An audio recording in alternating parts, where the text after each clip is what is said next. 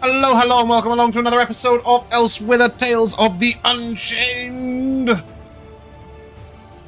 God, what happened last week? Or last month, or whenever it was that things last happened. I think there was a dead giant in a river. Yeah. There was a dead giant. There was a dead giant.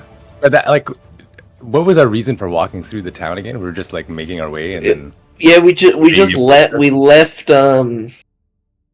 Matella. You know, the Mr. lady sort of stopped our cart. Mister. The reason for stopping in Gorvath is because, quite frankly, it would have been a lot of effort to go around it. That makes sense.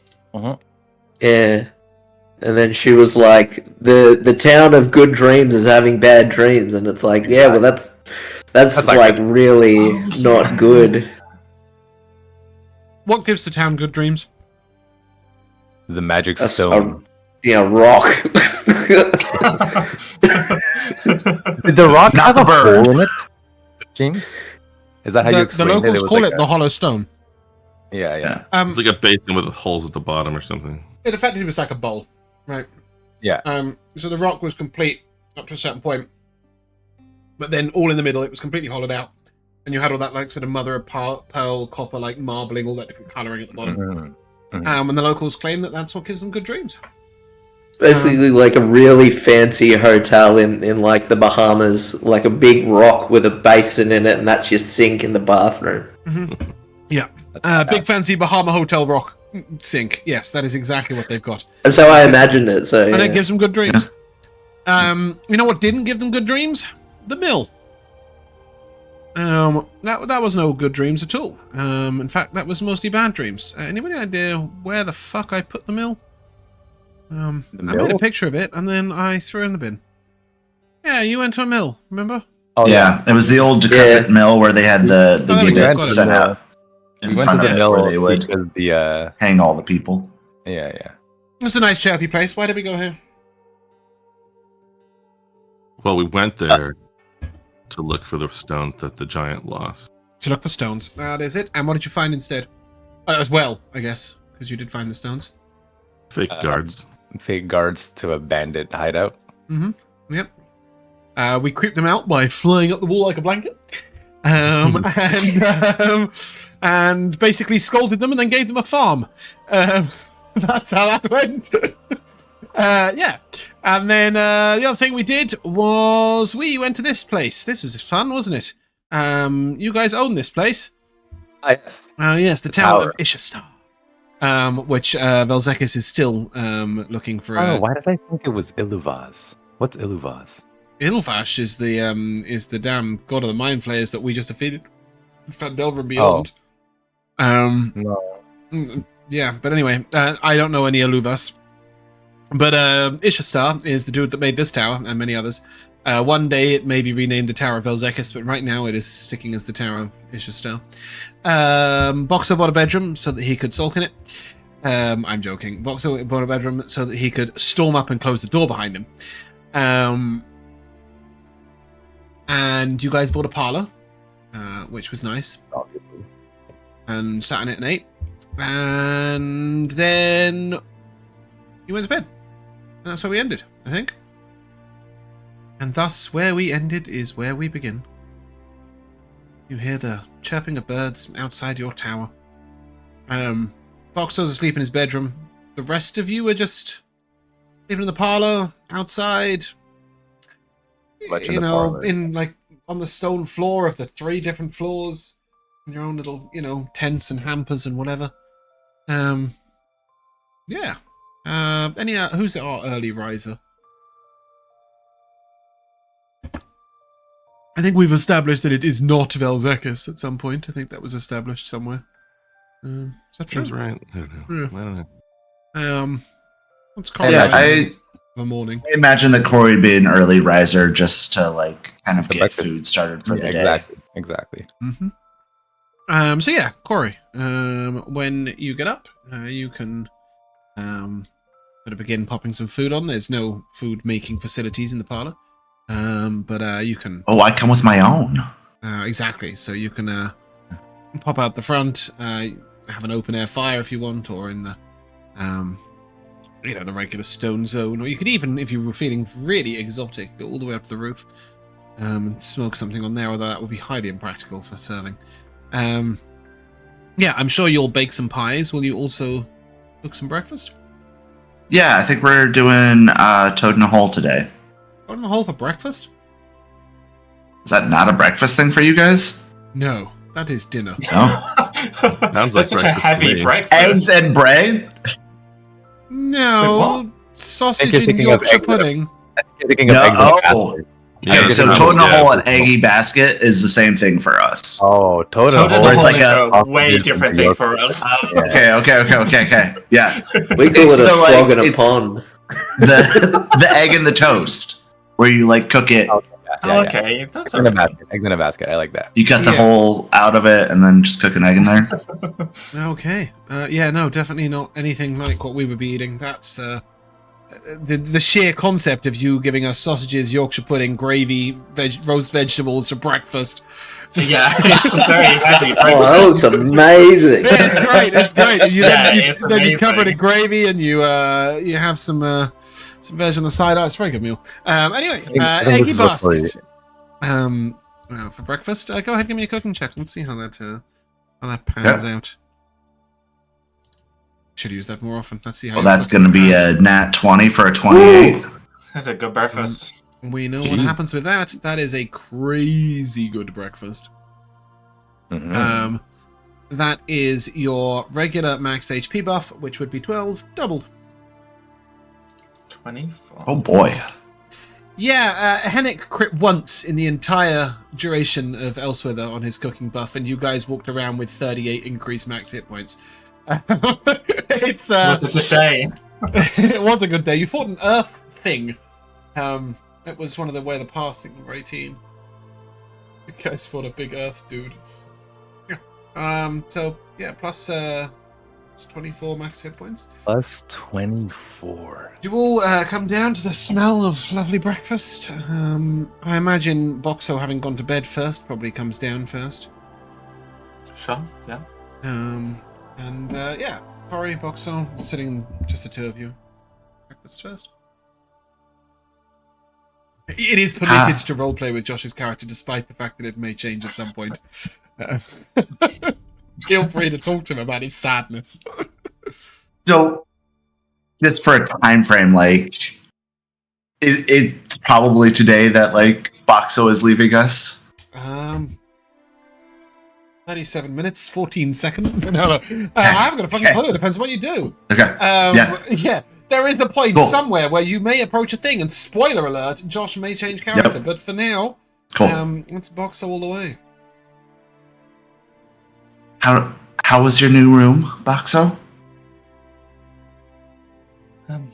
Very comfortable.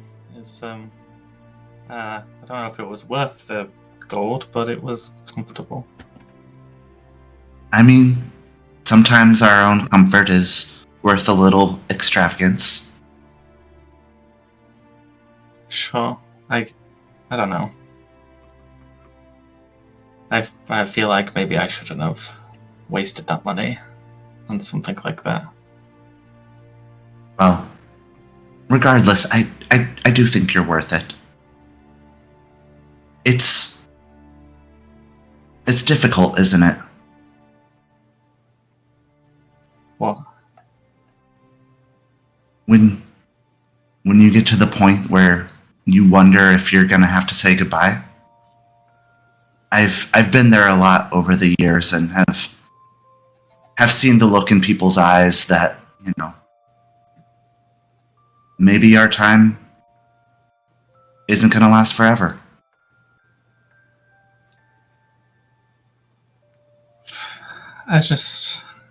you see, like, Boxxo let out this really deep, very heavy sigh. I just don't understand how a delivery job and a free farm is a punishment. That doesn't seem right to me.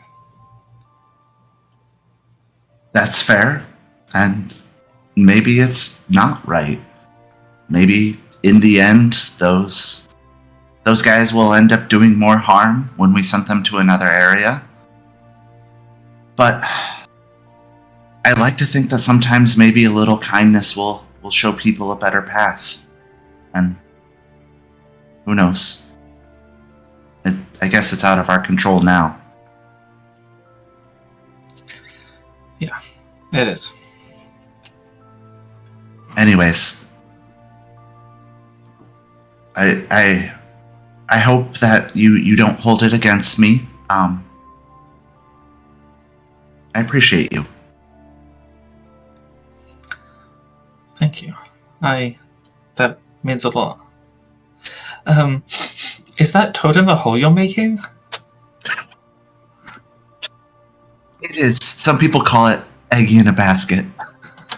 And indeed, as you say that, you'll sort of see Toothy come in nose first. And after a few moments, Pietro and Vel'zekiss will also make their way in. The five of you sort of sit down around the table for breakfast.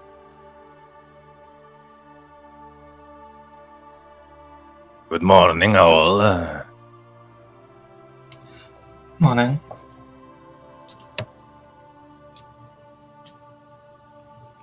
Well, we're close to being able to deliver this building. Wait, did we make sure to keep it out of the sunlight, Vel'zekiss?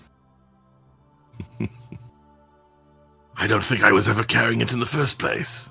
Oh, that's right. No, I think Boxxo's had it the whole time.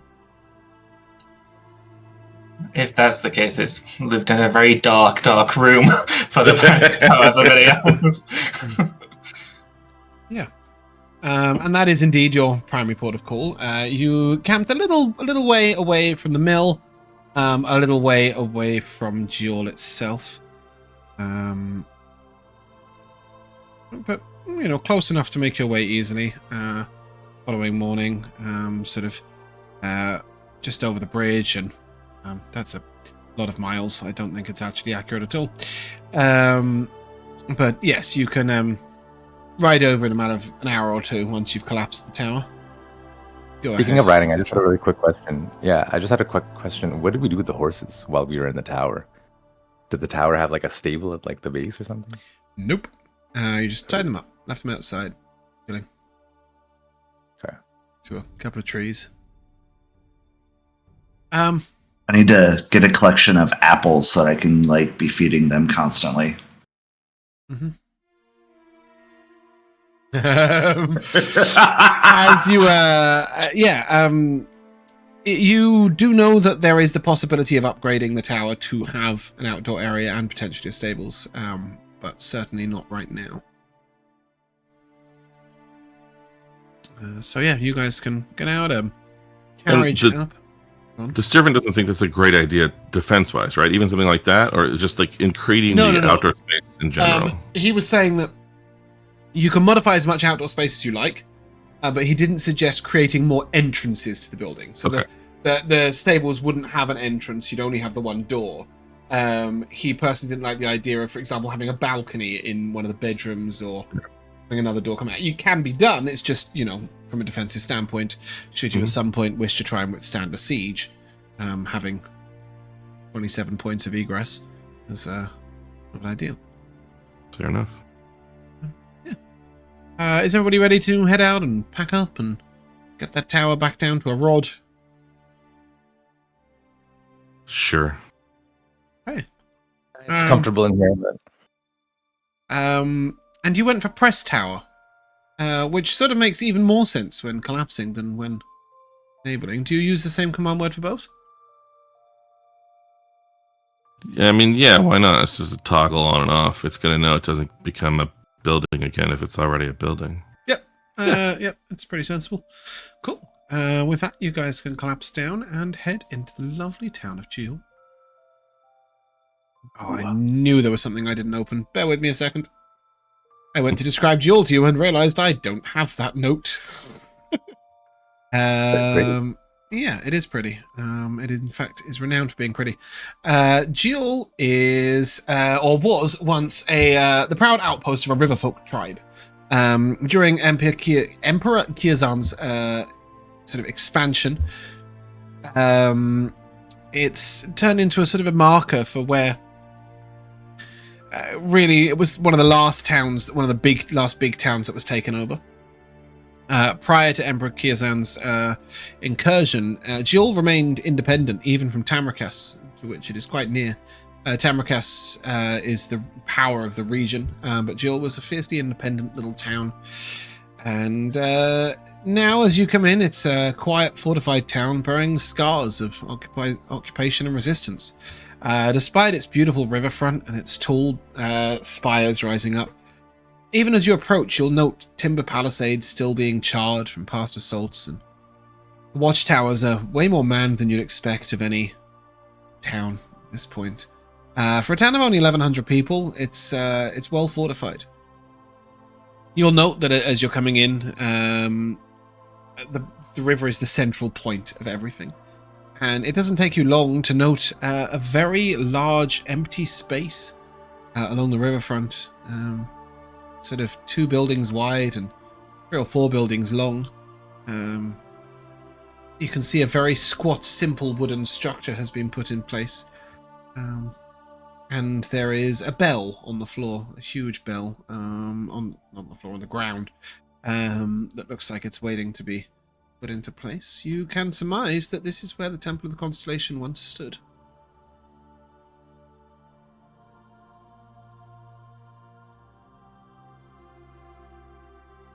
What do you think happened?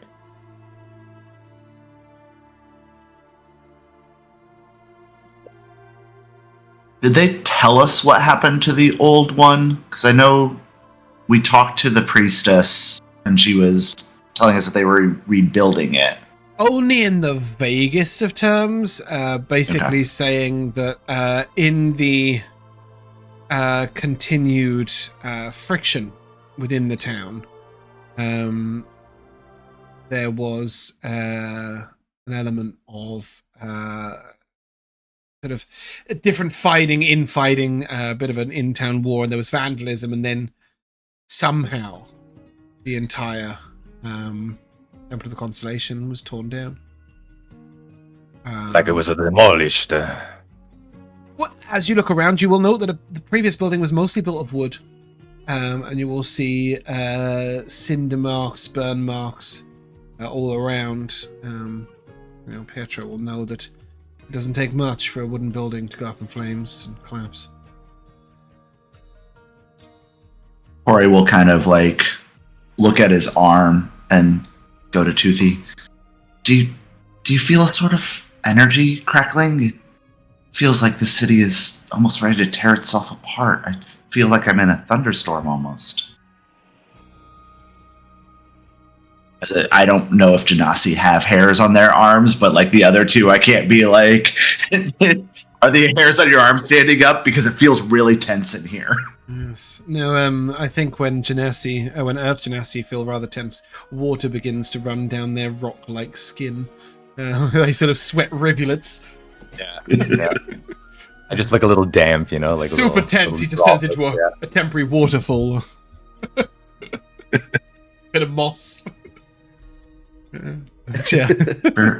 It does feel very much like that, and you'll see a couple of men standing by the river, looking out over the bridge, and then you'll see one fairly important-looking fellow in this little wooden temporary shelter.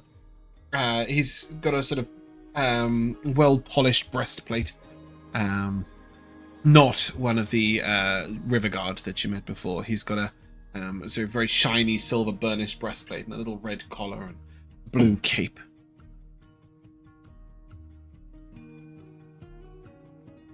Speak to this man. He looks important. The outfit would make sense for him to be important. Walk up there. Looks over to you. Good day to you. Oh, good day. Welcome. Sorry. See, you're a member of the Constellation. There is no temple here for you today. Oh, that's quite all right. We bring a temple to you. You've brought a delivery. You see immediately his sort of a smile lights up on his face, and I was expecting it 2 days ago, and I didn't want to miss it, so been hanging about here, really. It's not my ideal location. I thought it was a bit ostentatious to pop anything larger up. Oh, that's wonderful. May I? You have it covered, I'm assuming. Yeah, yes. Our friend Sorry. over here is keeping it. He realizes and interrupts you. Giannis, I'm a member of the Mages Guild. I've been employed by the Constellation to put the building up for them. Sorry, I should have said that before.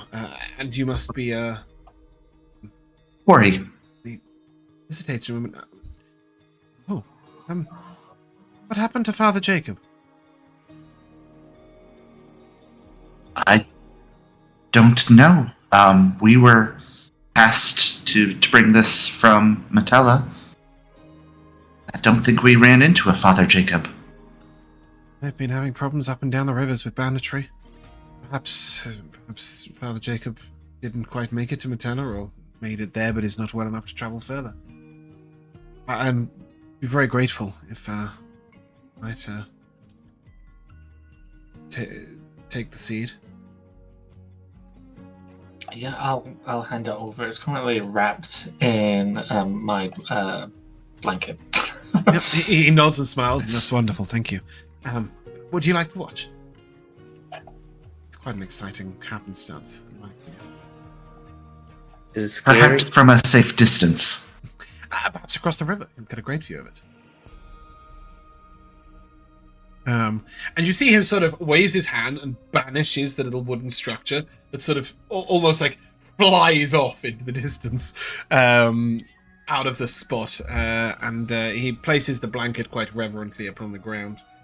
And then you see him sort of extend his arm, and a little small ball of darkness will encompass the blanket and what is underneath it. And then he'll pull the blanket from that ball of darkness. After this, he stands back, and you see him sort of focus quite hard. Then he sort of makes a twisting motion, and as the darkness breaks, you'll see walls sort of shudder out the ground into place, fitting almost perfectly in the gap where the building has vacated. A small alleyway being left to one side. Is it the whole thing, or was it just some walls? I can't remember if it was like part of the construction. So it is 4 walls, quite a grandiose stone door or stone doorway, that leaves space for a wooden door to be put in. You'll see that there's a single spire on the top with a space for a bell tower, but there is not a roof. The tower stands there, but the roof to the actual main building is not present.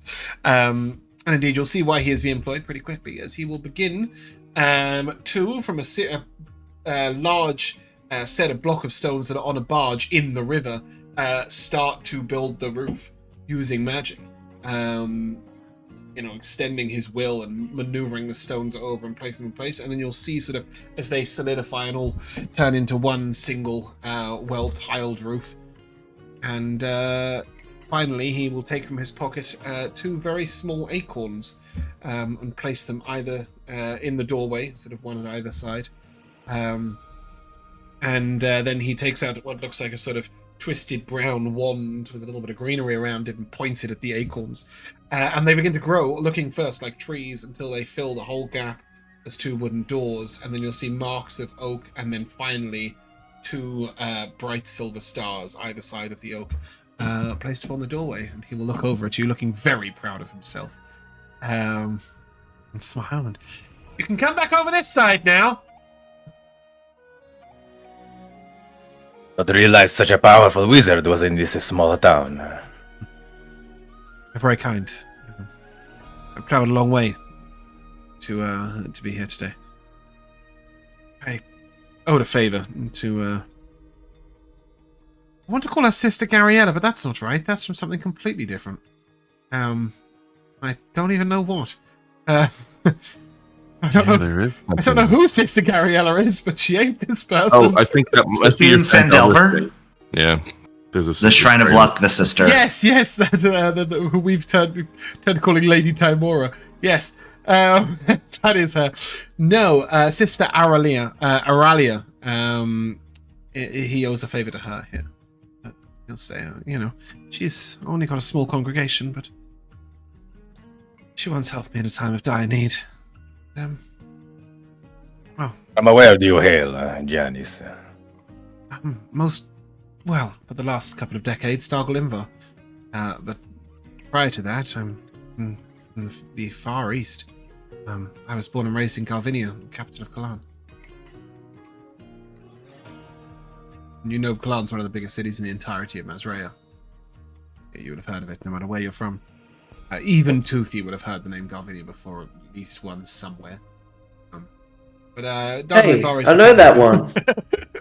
He smiles and says, "Well, yeah, it's got a reputation, but no, my travels with the Mages Guild take me far and wide. It's truth be told, I'm definitely in the right place at this time.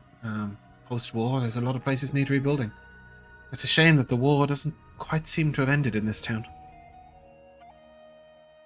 Is this sort of rebuilding a specialty of yours, or do you do other things?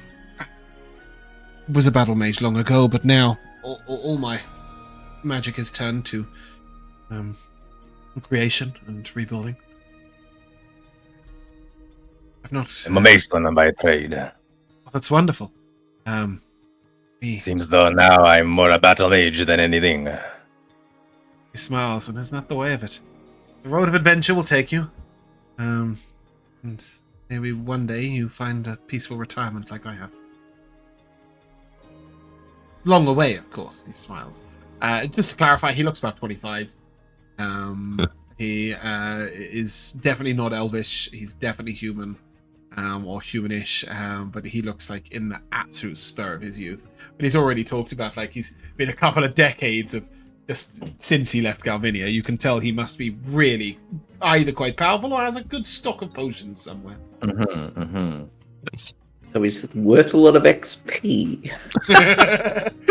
Yes, he is. Would you like to fight Dudley murder hobo. I do have the next campaign planned. I mean, if you want to take a fight with him, short and sweet. Or just retire now and let him handle everything. Well, you do know that there are a few powerful mages dotted across the entirety of Mazrea, but there aren't many. And for the Mages Guild to have sent someone this powerful to a town this small, he must owe her a rather big favour and have manoeuvred some things. One of the things that you do know the Mages Guild have been hired to do is rebuilding some of the forts that protect towns from more dangerous incursions. Not the war, but certainly on the way into the Savage West from monsters and beasts. And indeed orcs and goblins, all such else besides. But he's stopped by to build this one very beautiful constellation building, and he looks to you, Corrie, and says, "Well, mage or not, I'm no priest. Perhaps you want to be the first in?" It is not my congregation, but I would be honored. And kind of as I go to the door, I will take like a little water from my pouch, make a quick chisel and hammer sign. You did is proud with this creation. And then I'll push in if we're going. Pity Sister Aurelia couldn't be here to bless the building herself, but it seems she's languishing in the town jail. Oh dear. How did she end up there? Expect she's got another couple of nights to do.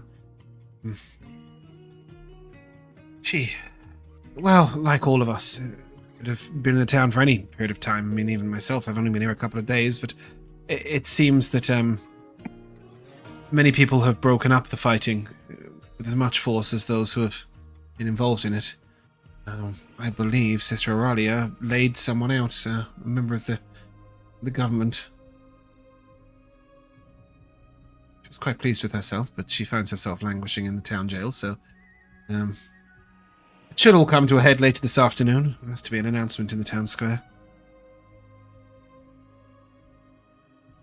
Perhaps if we're not in too much of a hurry, we should attend such an announcement. Announcement regarding what? There's free food, from what I hear. He smiles, and frankly, I don't really know what. I imagine they'll let a couple of people out of the jail. They'll, punish a few, and that'll be the end of that, really. hope they don't try to make an example out of this sister. Sister Aurelia is well connected in this town. I'm sure she's in no danger. There were a couple of outsiders involved, though. Sorry for them. Outsiders, who? I don't know the details, I'm afraid. Just, people that pass through sometimes, especially adventurers who are heading to the west. I hope you don't mind me saying, and he sort of looks at you all. They tend to poke their noses in and get involved. Yes, but more happily, they're also willing to leave if you get them out of trouble. I assume this Sister Ariella would just want to stay no matter what we do. That she will. It's her congregation here. If you are looking for business, the old mayor, Lareth Dunn, mayor no longer, is usually hanging out at the tavern for most of the day. I know he was looking for some assistance. Talk about finding peace. He'll be at the old shackle. Well, now that we've dropped off most of a building, I suppose we could use a bit of a break, right? Boxxo, I believe that we gave the money to the group in advance. Is that right? What's right? I believe she gave the money to the group in advance. Yeah, I think so. 100 gold pieces. She reimbursed you from the transaction. But I'm not sure it made it to the group loot tracker, did it? Do we know? I don't remember. I think we're still on 805. Looks like it was Changed from last time, yeah. Wasn't changed. It looks like it wasn't changed. Okay. Yeah, I mean, he's not going to be the one that pays you, but go ahead and add the 100 gold. She would have paid you in advance. Okay. Also, Josh, you might want to push your door closed a little bit. In here. Sounds like the radio or something. Probably from downstairs.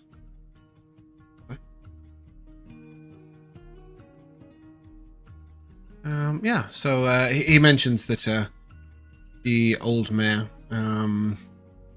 Lareth Don, can be found at the old shackle. He's looking for some assistance of some sort.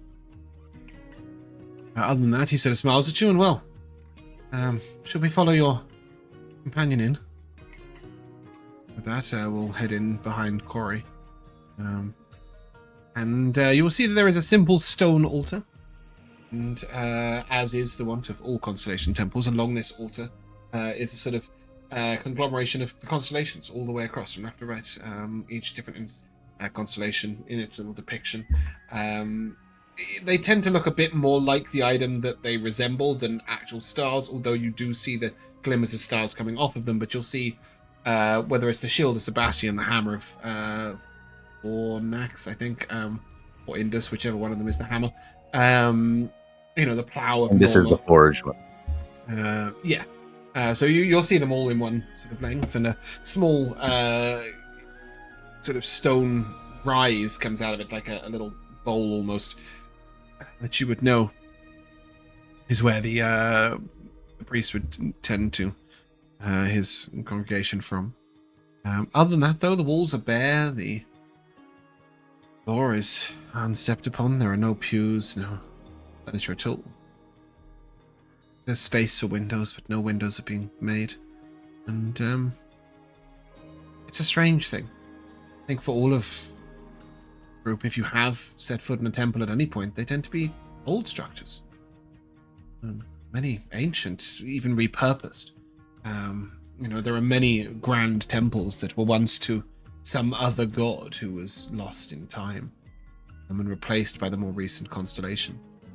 To see one brand new and fresh is odd, a little unsettling.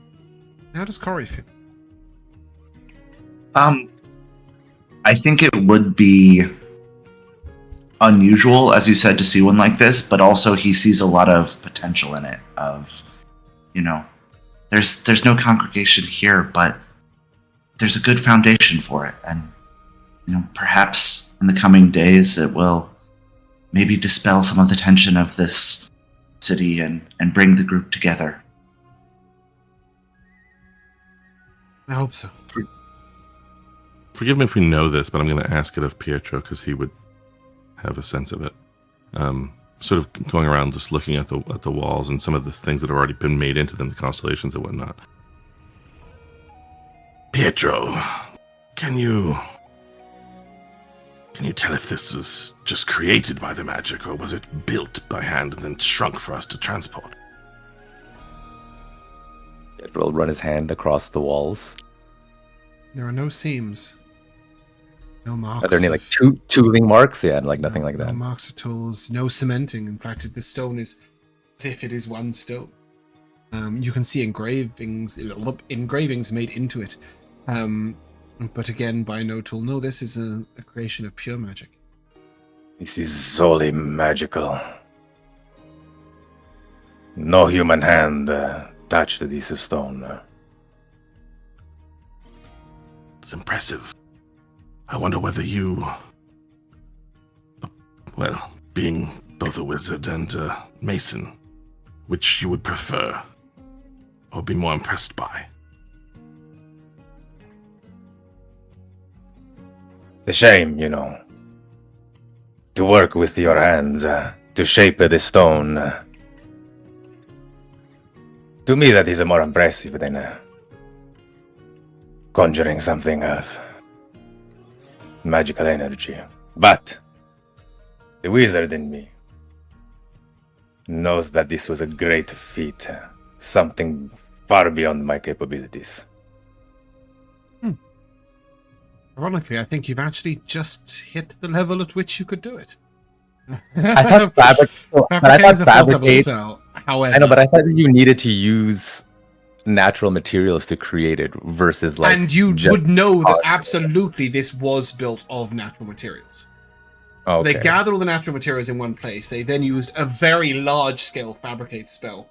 No single wizard is capable of that. You would need multiple wizards working in concert to create it into a structure such size.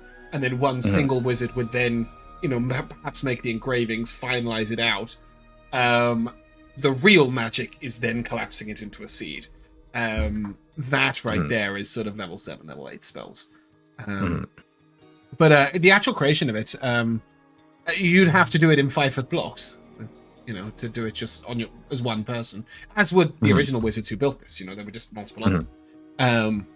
Yeah, so I will explain that it was likely transported here via the seed. Like, it wasn't made out of like nothingness. It was. Yes, indeed. The stone would have been built, collapsed into a seed. The seed would be transported. And the mage whose name I've totally misplaced.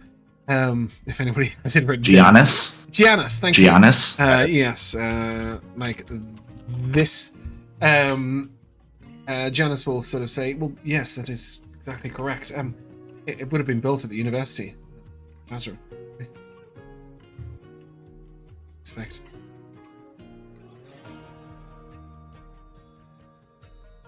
Toothy wandered. Oh, sorry, you go. No, go. Toothy, go. Toothy wanders around the temple for a bit. A bit fast-paced, almost. A bit like he's uncomfortable. And then he comes over to Corrie. And he's like, why do these places exist? It's for us to teach people ways to improve themselves and ways to improve the world around them. Do you not have such temples in your tribe? Maybe my common's not sort of as good as what I need it to be right now, but no, we don't. Everywhere is our this. It's how would I describe it? It's like when I'm back, when I was just anywhere, it's like you can feel it. You can just feel it all around. You can feel it in every song and in every sound. And you can feel it in the mountains, and you can in the trees. You can feel it in like the air you breathe. It's just, I never not feel like maybe how you feel in a temple back home. Do you... Oh, go for it. No, go. Okay. Okay. Do you know if everyone in your tribe feels the same way, or is this some particular affinity that maybe you have?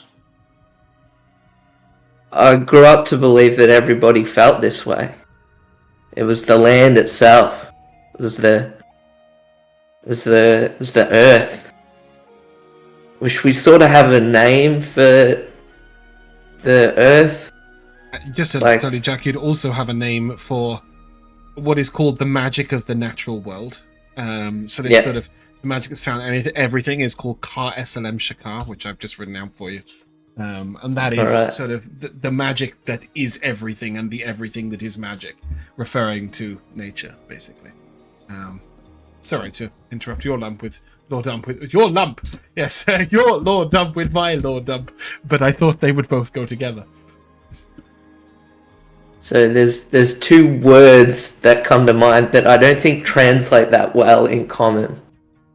And one is Akar Vashala, which is like, I know I talk about a little bit about how I don't. It's almost like the thought of ownership is a little lost on me, because it doesn't really happen where I'm from. But there's a sort of like collective feeling of ownership of the land, of the earth, and that's what that word sort of represents. And then the magic that land, that earth,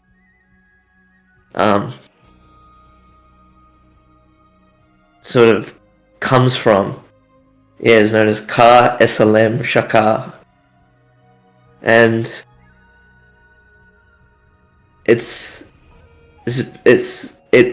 I imagine for you it feels like what it's like to be in a temple of the constellation, where it just feels like everything is at a focal point of.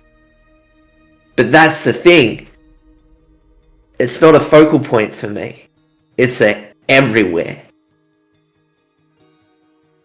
It's funny that you bring up focal points, for that is how I like to think of these temples, as, you know, the constellation is not living solely here in this temple. It is not the only place that it can be found, but it is a sort of focal point that helps people search for it and to learn from it. Almost as though, like, when I use my symbol here, and I'll point to his star that kind of holds his cloak together, to channel my magics and my spells. This sort of temple helps communities channel their energy together to learn and grow. But it seems for your people, they might not need that such a focus, that they themselves are so in tuned that it doesn't require such an instrument or such a place for them to draw upon the energy. Is that correct? I think yes and no, because I think a lot of our shamans do require certain things that are very powerful to our sort of ancestral idea of the land, whether it be like a piece of a tree that they believe is a close ancestor, or a symbol that represents something of one of the, one of the sort of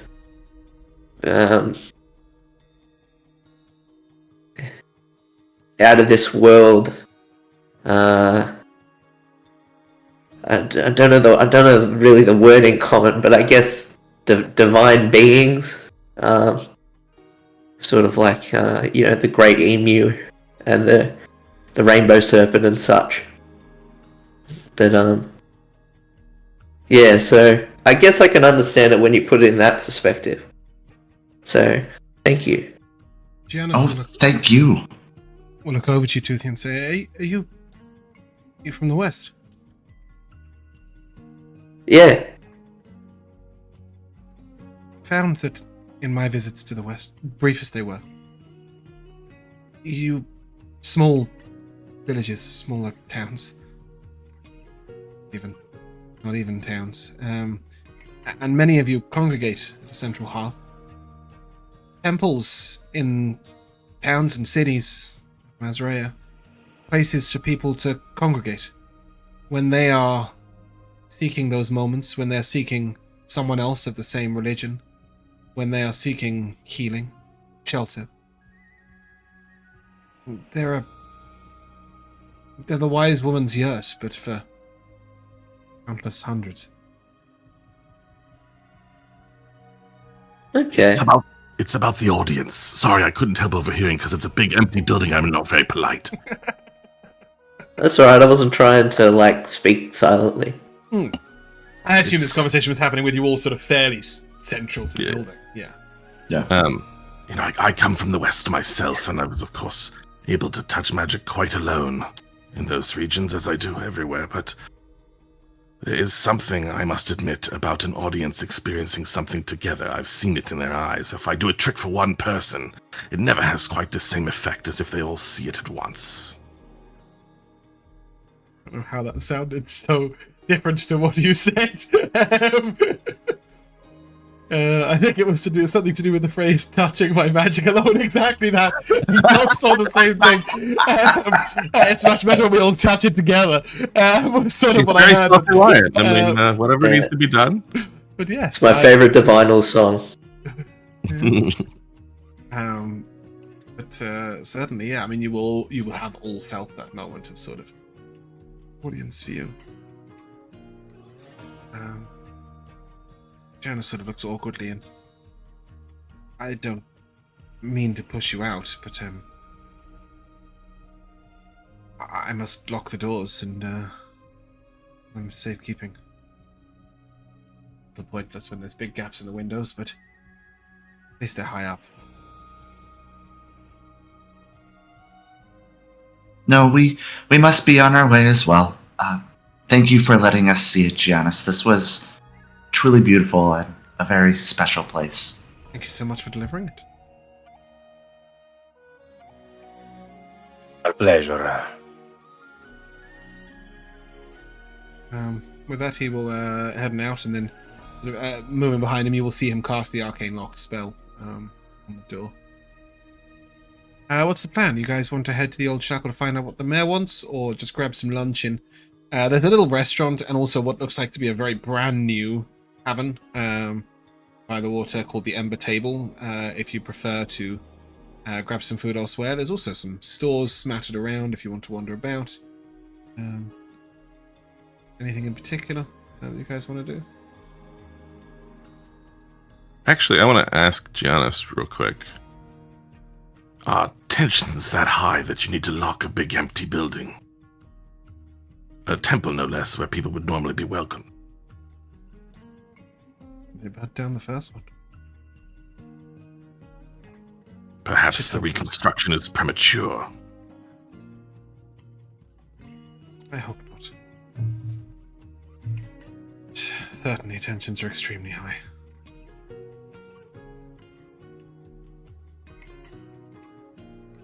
So be it.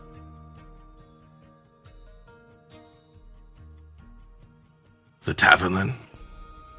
Yeah, sorry, I've given you the wrong tavern name there. I don't know where the old The old shackle is right, but the other one's called the Wayfarer's something. Not Wayfarer's Rest, not whatever I called it, the Ember something. I'm gonna send you to a tailor's. So it's really if you want to see the mayor or avoid him. Meet with the old mayor. Are we interested in the work?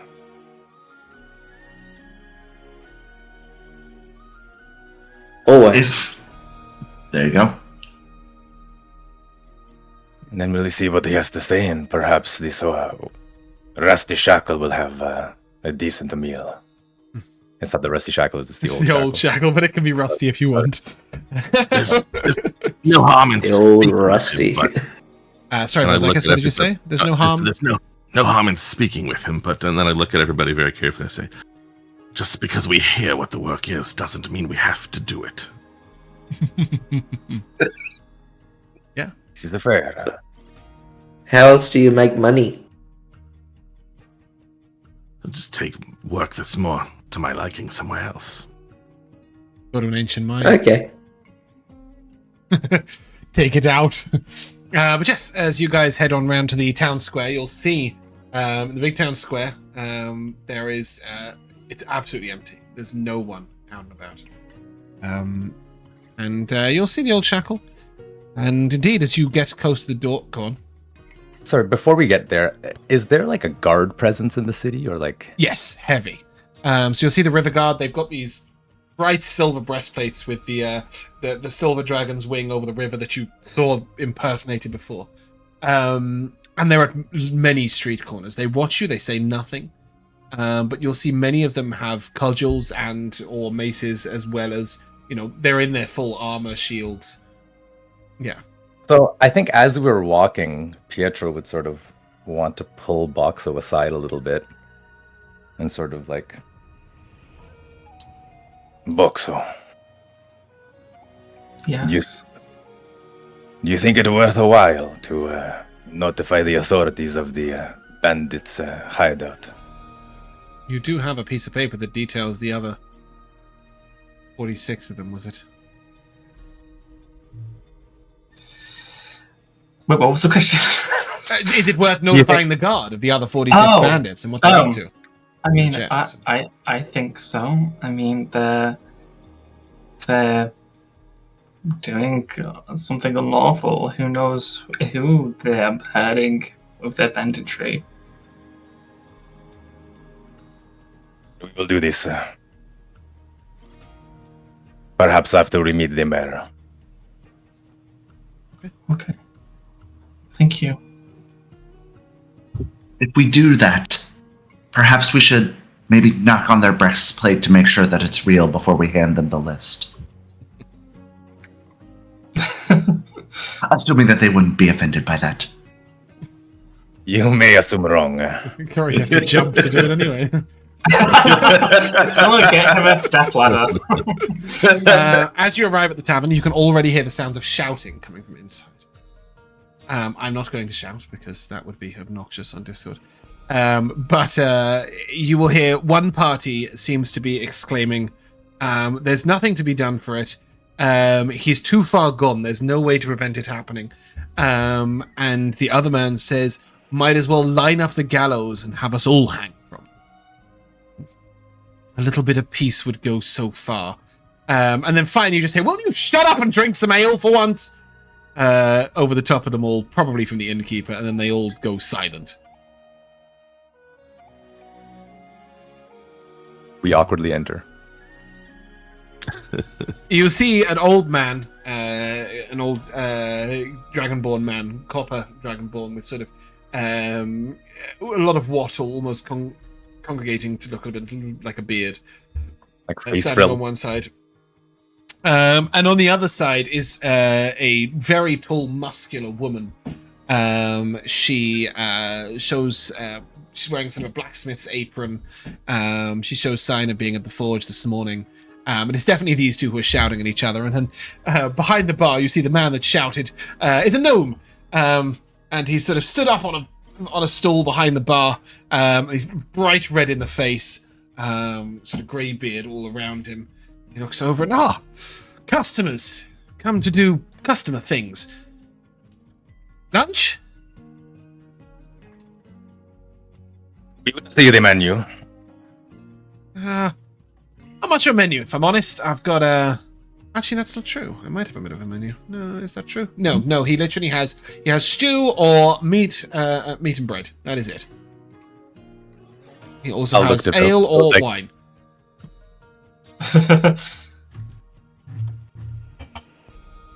Does this suit your fancy, Vel'zekiss? I mean, as far as lunch is concerned, sure. The lamb's really good. Promise. Marty makes it good. Sorry, Josh, you were saying? Excuse me. What exactly is happening in the town? Well, that's a tale best told to somebody drinking ale and eating food. The old mayor's probably the best person to tell you, and he gestures over towards the old man who's sat at one table looking a little gruff, and he sort of perks up and looks over. And, please, take a seat. I'll tell you a little bit about the history of our poor, besieged town. Sure, I'll take a seat next to the old mayor. So when I say the old mayor, I don't mean that he's an old man, though he is. I mean that he is no longer the mayor. Yes. And he will look at you and say, well, Yule has always been a very independent town. About 20 years ago now, 15 years ago. So, James, before you continue, what races do we see in this town?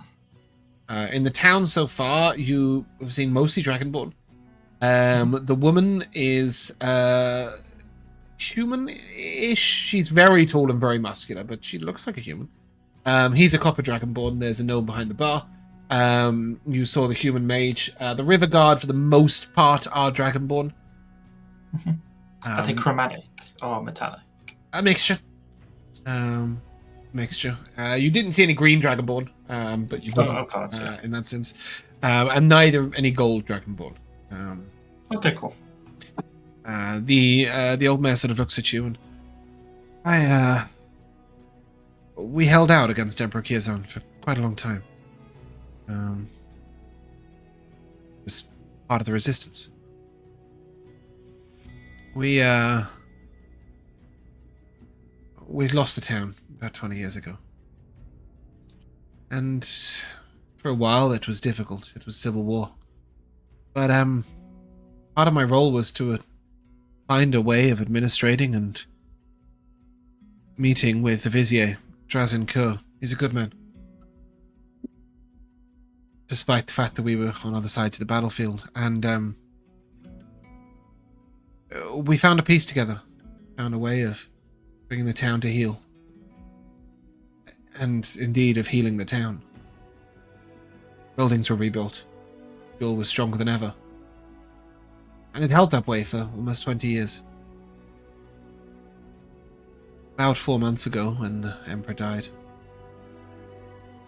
it sparked a fire. The Reclaimed Sons, a secretive group of locals who resist full integration into the Mazrea rule, started spreading sort of subversive literature and whispers that the town would once again become independent now the Emperor had fallen. That the time to strike was now. It started off as, a few pamphlets here and some quiet whispers, then the odd tavern brawl, then a few organised clashes with the guards, a symbol of the Vizier. Then there was the attack on the Vizier's house only last week. One of the Reclaimed Sons was executed. A gentleman by the name of Baracus Westerman, who's one of the leaders of the Reclaimed Sons.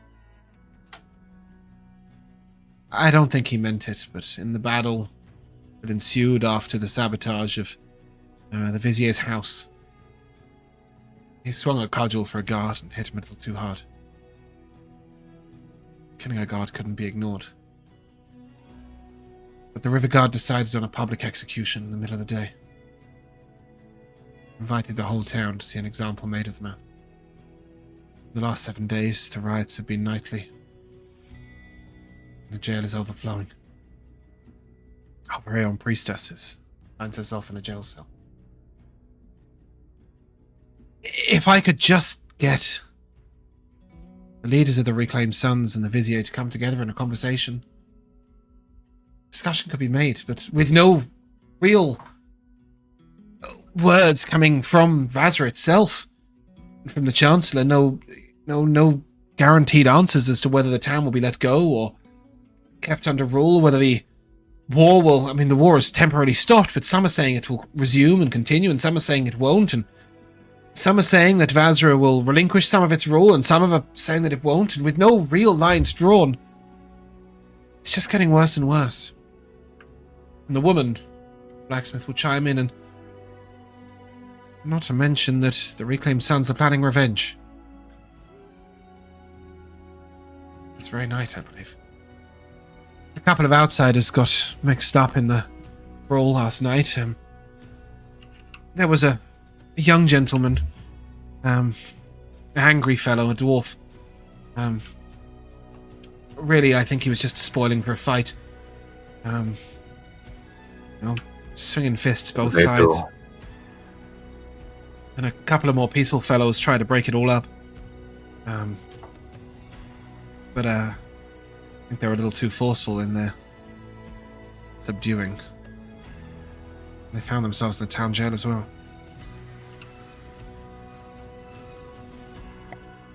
Did they kill him, the dwarf? Not yet.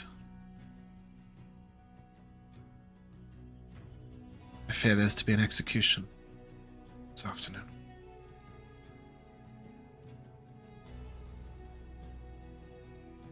Just as it may be. That being said, that dwarf was spoiling for a fight. I'm pretty sure he would have got involved with anyone and everyone who was around. But the other two, they didn't deserve it. It was a Leonin and a Harangon who were just passing through. Suddenly found themselves amidst a riot. Poor Leonin had his inn door kicked down. It was his fight with the dwarf that bailed out onto the streets and created such a ruckus. The mayor sort of looks at you and, look, I don't mean to trouble you. I've just told you how outsiders are getting in trouble in this town, but should you be sticking around for a little while? Any of the Reclaimed Sons try and recruit you, or find yourselves talking to any of them, they could come to the peace table with the Vizier. I'd at least spell some peace for the town. The woman sort of looks over and smirks. And if you're taking work, mentioned that the Reclaimed Sons are planning revenge, you happen upon Yannick Westerman. He needs to be stopped. You'll recognize his name, Yannick Westerman, as the son of Barak, who was executed publicly last week. He's planning something that involves an explosion.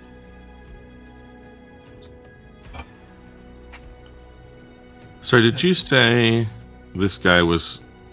He's not been the actual mayor since the 20 years when the... Okay. Indeed.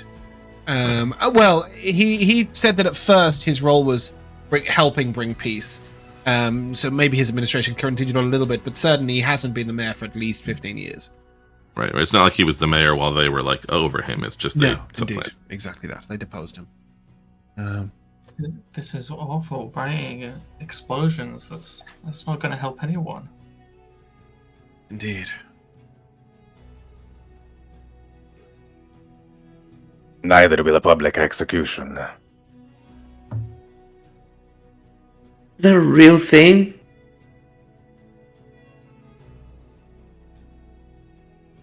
Hopefully for not much longer. There's rumours that the Chancellor is abolishing capital punishment, at least for non-murderous crimes. That's not going to save these people. As you say that, you hear a tolling of a bell. Dong, dong, dong, dong. Mayor sort of looks at you and seems we are summoned. Oh, and your lunch was just arriving. He sort of smiles and looks over the lunch. I'm sure you've got a few minutes.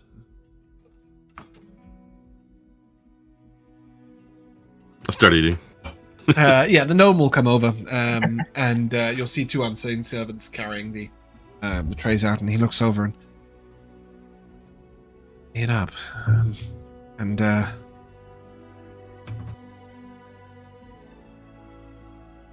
Sometimes the easiest thing to do is to walk away. I'm not advocating that you do so, but our town's been nothing but trouble for anybody who passes through it recently. You seem like nice people. What can you tell us of the relative numbers of people on these sort of factions, if you will? How many sons are there, for instance? I don't know, but truth be told, there's probably no more than 20.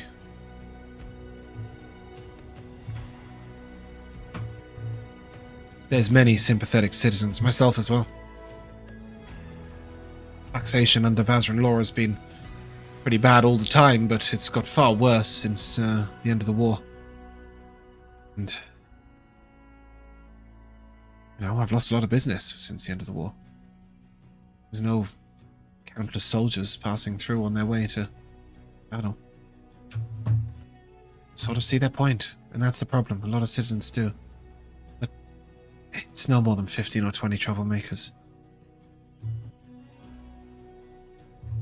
The Westermans are part of it. And perhaps beyond that, the Draves are the only other people who I know to be involved. Arash runs the local leatherworker. What, Sorry, that's stupid. That's my wife. There's, how much of the town? Well, I'm just trying to get an understanding of if an execution of this sort would be seen as, just the people in charge forcing such a thing, or if most of the town thinks it's the right idea. No. Or much, even. They heard rumor they had to bring in an executioner from elsewhere because the entire River Guard refused to participate in executions. It is not the Vizier's rule, these executions. It comes from somewhere else, somewhere higher up. He's been told to get a grip on it and use force, and to be honest, I'm not even sure he agrees with it. There's a couple of nasty folks, 2 Black Dragonborn, that came over from Vazra with the executioner.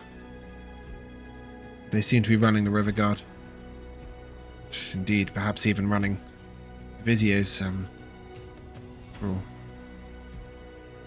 Think they bend his arm. Who knows? I better get out to the square. If we don't attend, it's quite a lot of trouble.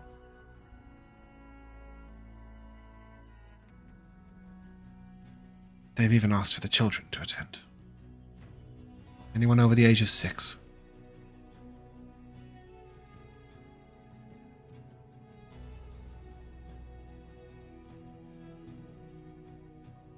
That is quite the requirement, and seems unnecessarily cruel. He nods and he just walks out and leaves you in his tavern at the table. You can tell that his fear of repercussions is even higher than his fear that you might rob his place blind. Indeed, as you look out the windows, you'll see the whole town gathering. Near 1,000. Toothy hasn't eaten this entire time, and he just gets up and leaves. Oh, bye, Toothy. I thought it was Josh that was changing character. and he was never seen again. He just exits town. Going back to the west, I'm done with this shit. Fuck these Easterners, I can't even deal with it. Are you guys all heading out? Off my face quickly with a bit of the Yeah, last same, read exactly. and then follow. You come out, and you can sort of the crowd sort of give you a bit of berth, whether because of Toothy's size or just simply because they note you as strangers. And you will see a single gallows has been set up. Standing before the gallows are 3 individuals. One is a dwarf who you can see a sort of bruised, bloody cut. He's a fiery red beard sort of hanging down, and you can, even from here, you can hear him sort of swearing and yelling at the guards. Standing next to him is a Leonin whose sort of head is down, looking a little resigned, a little frustrated. And finally, you see a Harangon who's sort of still putting up a little bit of a fight and looking round and seemingly a little bit at a loss as to what to do.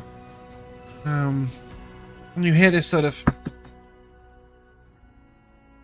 Excuse me! Hello!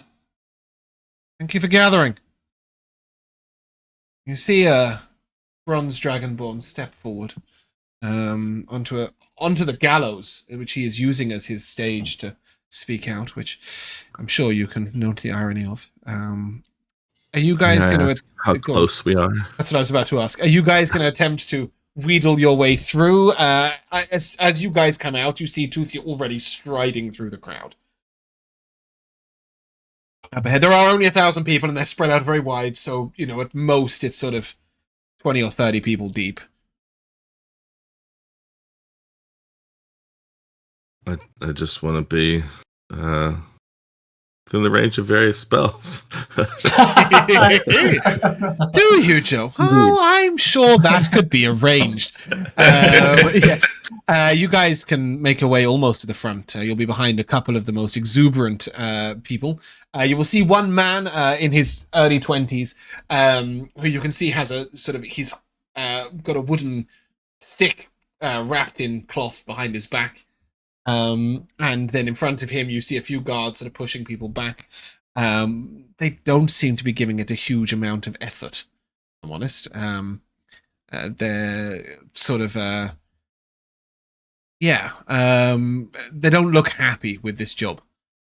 And you'll see, so these 2 black dragonborns standing either side of the gallows. And at this point, you guys are sort of 30, 40 feet away. And, as you look up, the vizier says that it is with great sadness that I remind you of another day of trouble in our town. Though the Emperor has fallen,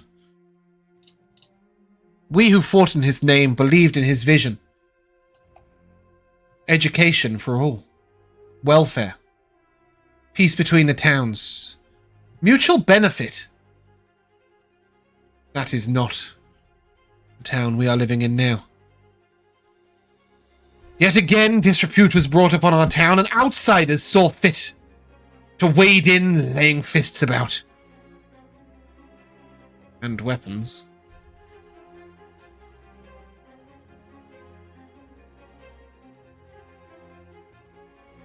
We cannot have this.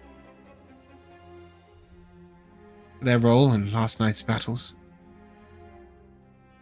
2 of these men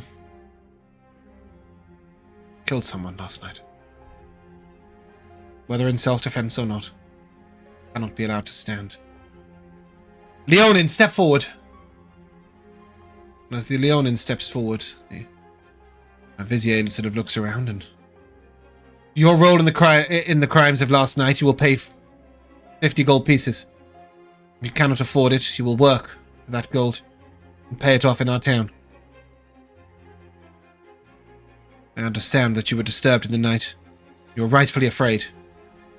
You did not kill anyone. Justice is served. You may depart. Dwarf said, "Oi! What the fuck's happening to me?" And he goes, "You'll be left till last." And then he says to the Harangon, "Step forward. And you'll see him sort of gesture, and one of the two black dragonborn will sort of bend the Harangon down. You see an executioner approach, an axe in hand.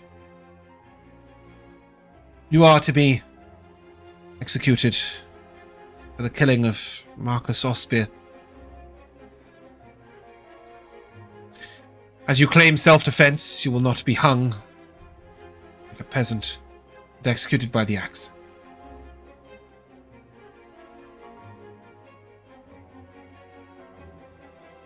There's a sort of silent pull upon the crowd.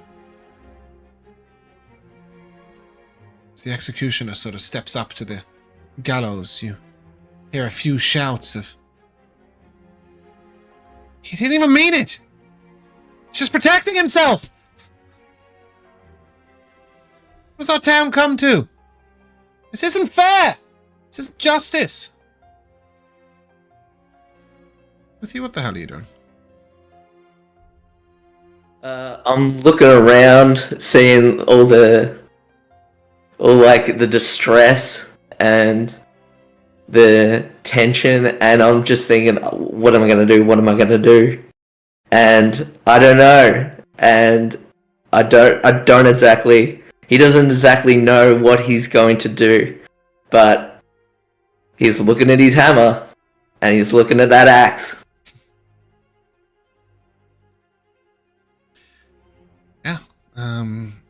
You see the guards sort of stand tall, and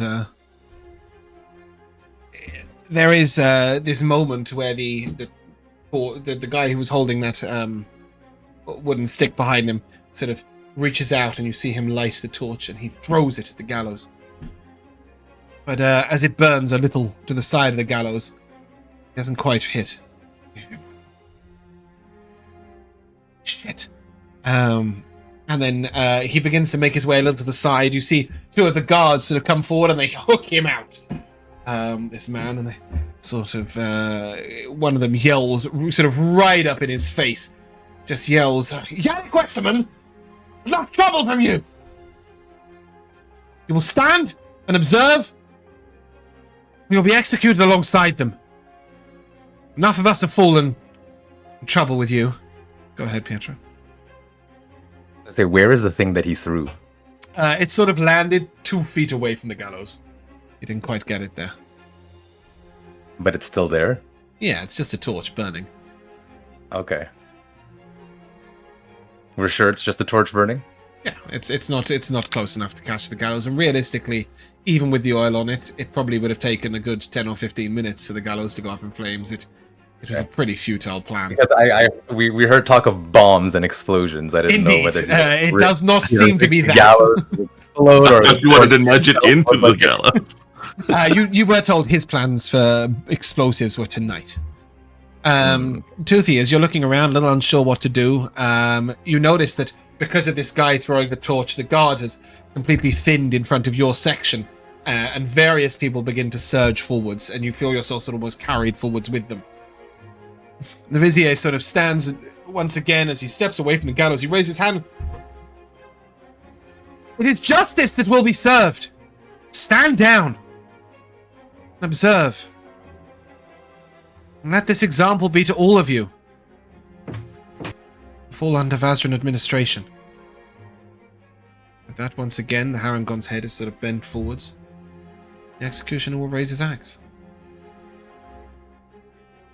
It's then when I pick up my hammer and I dash forward a little, as good as I can, and I throw it with all my might at the executioner's hands. At his hands holding the axe. Yeah, give me a roll to hit. Roll with advantage. He does not see this coming. Okay. As you move forward, you just hear in the background Boxxo yell, "Toothy, don't!"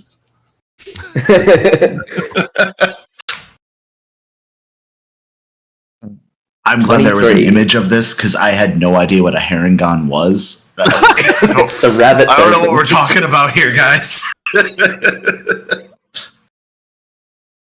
What was your roll to hit? 23. Okay. Yeah.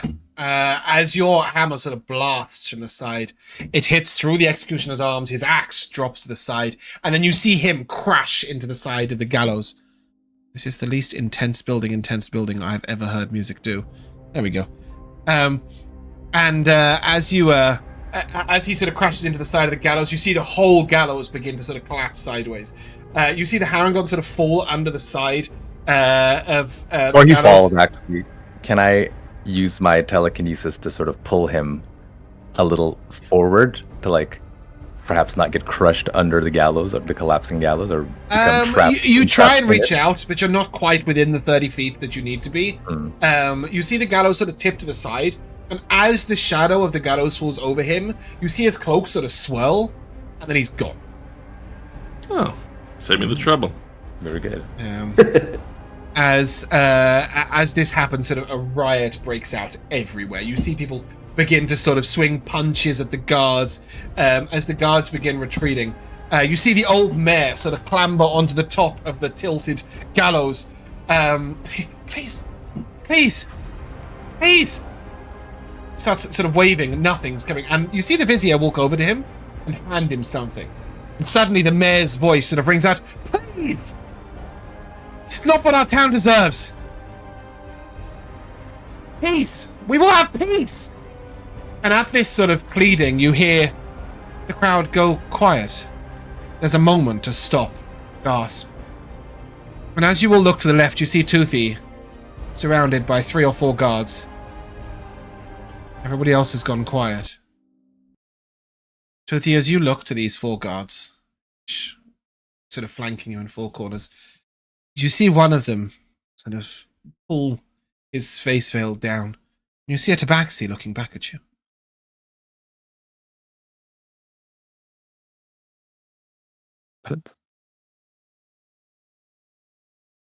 Yes. Go now. And with that, he sort of shoulders into one of the side guards, giving you space to go. You know that certain prisoners of war from the Savage West were assimilated into the town. There's a moment of sort of slight recognition. Sorry, I don't know why it started randomly playing me a track I didn't press play on. And Toothy, you can just slip between that gap in the guards. I want to get Toothy as best as I can. As you guys sort of angle across and Toothy sort of comes towards you all, where do you guys want to go? Are you going to flee the town, or...?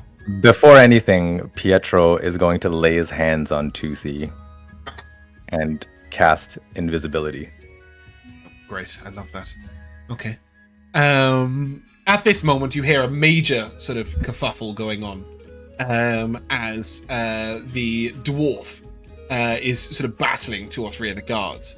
The only path you can see will take you right past the gallows. Are you still following Toothy's invisible lead, or are you letting Toothy go where he will and you'll go elsewhere? There's a moment I imagine you're still sort of holding his arm. Yeah, I'm holding him, and I'll sort of whisper into his ear, "Don't cause any more trouble." And I will say, "Are we causing any more trouble? Do we think the dwarf deserves to be out, or leave him to the authorities?" I'll look over at the dwarf. Is he like... Is that a question? He's taken one of the guards' weapons from him, has laid 2 of them out. He's now got like a guard's mason shield. He is making absolute carnage. The guards also seem sort of a little reluctant to engage with this guy. You did hear tales that it took sort of 20 of them to subdue him last night. And he sort of charges a guard into the river and starts running across the bridge. You see a few guards nonchalantly give chase, but for the most part, it seems this dwarf's going to get away. I think he's going to handle himself. You guys see a clear path just sort of right next to the gallows. The old mayor is sort of looking at you pleadingly. But you do see a little smile on his face. He's clearly pleased as to the turn of events. The executioner is sort of laid on his side, completely laid out. He is totally unconscious. And from all you can see is sort of the gallows is down. He's got like just his arm is out with his axe in his hand, just sort of on the side of the gallows. Toothy, what are you doing?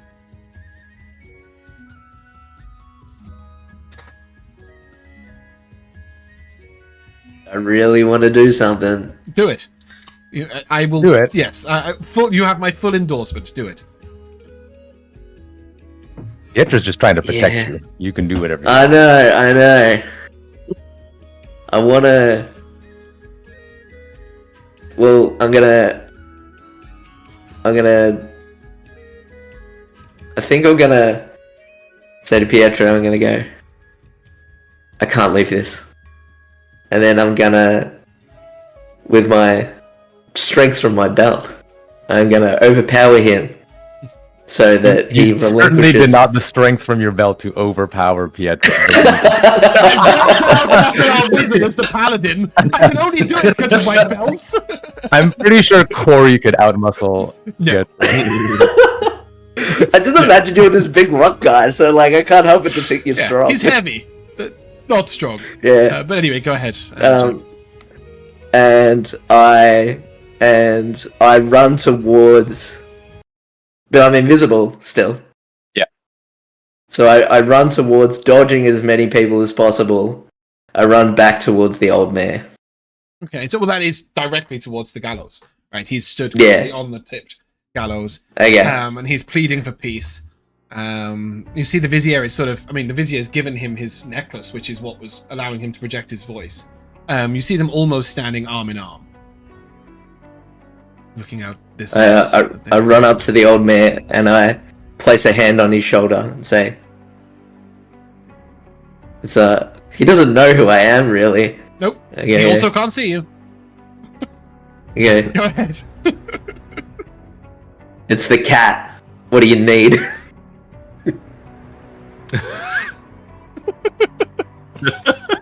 Just look a little surprised, look around and just go, just get yourself somewhere safe.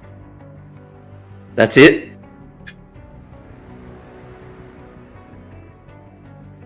He sort of very hesitantly and right next to the Vizier says, "The two black dragonborn are over there." He gestures to where they're stood, sort of a little to the side, attempting to command some of the guards. And then he sort of gives a shrug and he starts once again pleading for peace. At this point, Toothy, you are stood right next to where the gallows is crushing this guy's arm. He's sort of, you'll note his sort of extended arm leaning out from underneath there, and yeah. Wait, whose guy? arm is it crushing? The executioner's arm is sort of just extended from underneath there, holding his axe. And then a little Okay, way he's over fine. there. He's alright. I'm gonna make my way over to the two black dragonborn. Okay. As you move over, they're sort of, you! No, they won't say anything at all. They can't see you. Never mind. They're just shouting at the river guard, going, "Hey, you get over there! And let me chase that dwarf and find that Tabaxi!" I'm gonna What you like? run right up to. Yeah, I run right up to him, and as he says, "Find that Tabaxi," I go, "I'm right here," and then I smack him with my hammer. Okay, these guys are administrators. They have 8 hit points each and are not wearing armor. I do not. I just want to knock him out. I don't want to kill anyone. Is this a punch then? This is a punch. Yeah, I'm not. I you punch guess him, I don't hit him as with he a hammer. drops, Just punch. You will reappear, and the other black dragonborn goes, "Arrest him!" And the river guards sort of all back up a little bit. And one of them just sort And of then gives you a with little nod. And then with my second attack, I punch the other guy. Love that. As you lay these two out, there's this big sort of cheer that goes up from the town behind you. And you see a few river guards sort of returning from the bridge, a little nervous. And then they sort of, once again, will sort of begin to encompass the town away from you. They don't want you hurting anyone else. You find yourself sort of stood there next to the gallows. The mayor and the Vizier standing to your right. Your group are sort of a little way between you and the guards. Is there anything else you want to do, Jack? So the gallows is partially destroyed, but I think It's I want to. completely on its side. It's not destroyed, And so- it's on its side. Yeah. I think I want to get my hammer and thunderous smite the gallows to just explode it. Beautiful. As you smash the gallows apart, you see the executioner sort of twitch a little bit on the floor, but not move. You've served your justice. Anything else? And then I'm done. I think I look for Boxxo. You see him standing in the crowd. Just staring at you. A little bit away from you. I give you a nod, and then I put my weapons away and I hold up my hands.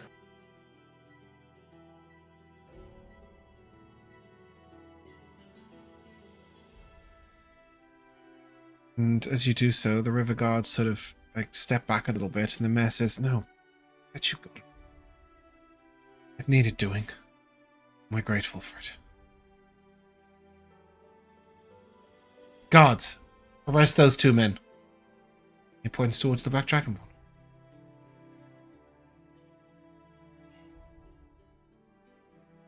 Guards sort of hesitate, as the mayor has no real rule over them whatsoever. The Vizier gives a single nod. Jack, above table, this entire scene was arranged for you to pick something up off the floor.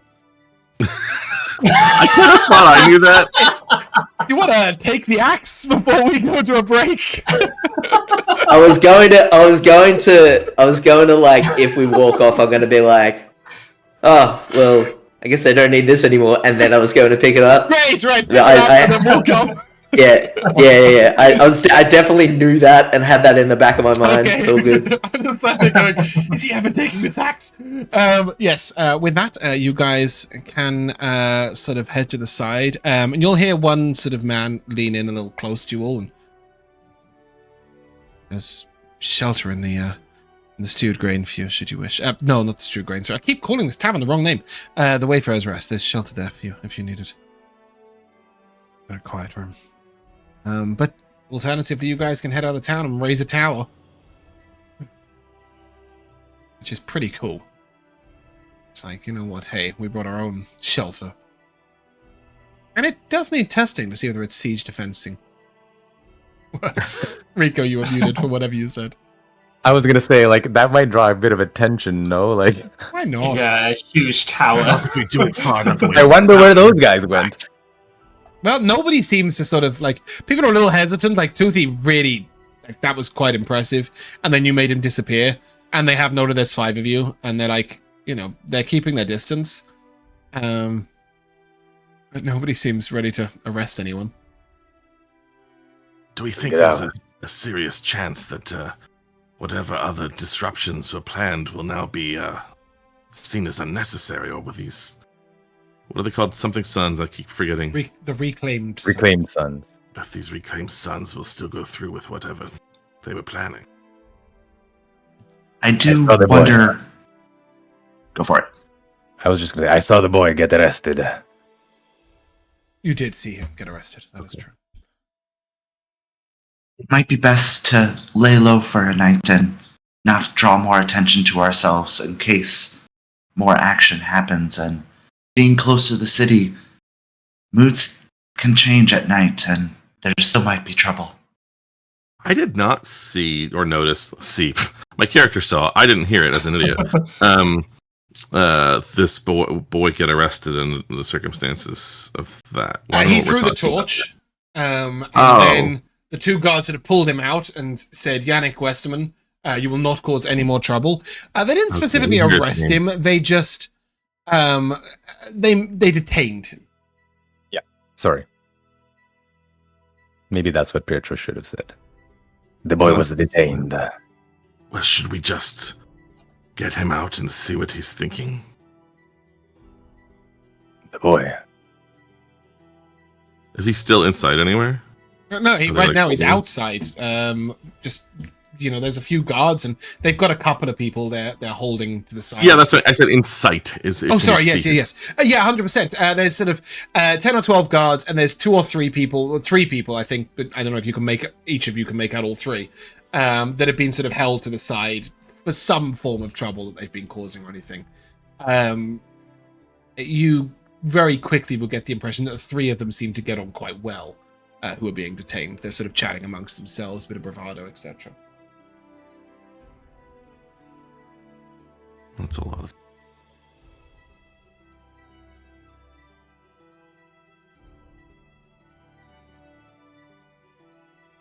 Don't imagine they will release the boy before the end of the night. I think the threat of explosion may be subsided.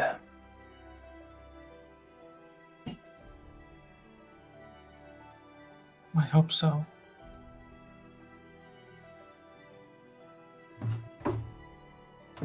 Do we think that there's any merit in getting the two sides to talk to each other, or is this none of our business? It's very clear to you guys right now, as you're standing in the middle of the square, that sort of everyone is waiting for you to make a move of some sort. It's probably not going to be advisable to do anything at this particular moment, other than either do something drastic or move away. Kill them all. Corrie's logic here is in like the middle of a town square. I really wanted to put it where the church was supposed to go. I almost asked you how big it is. 120 by 60 feet the gap, and I think your town says 60 by 60 is required. Quite hilarious. Thought it was a little too early in the Pressure session. building, here I am! Yeah.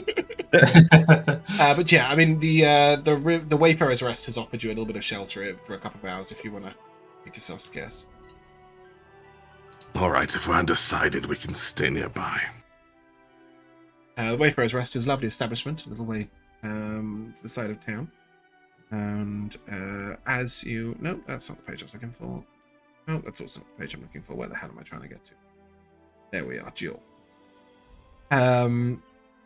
As you head on over there, the gentleman who spoke to you look over and say, Sol Thornbeard, at your service.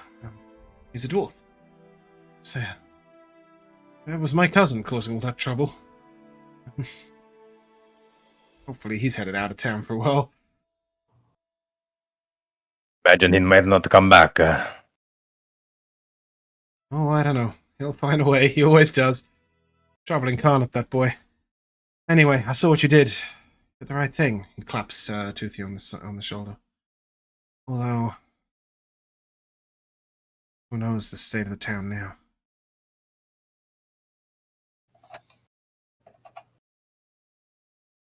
Come, let me get you something. Ale.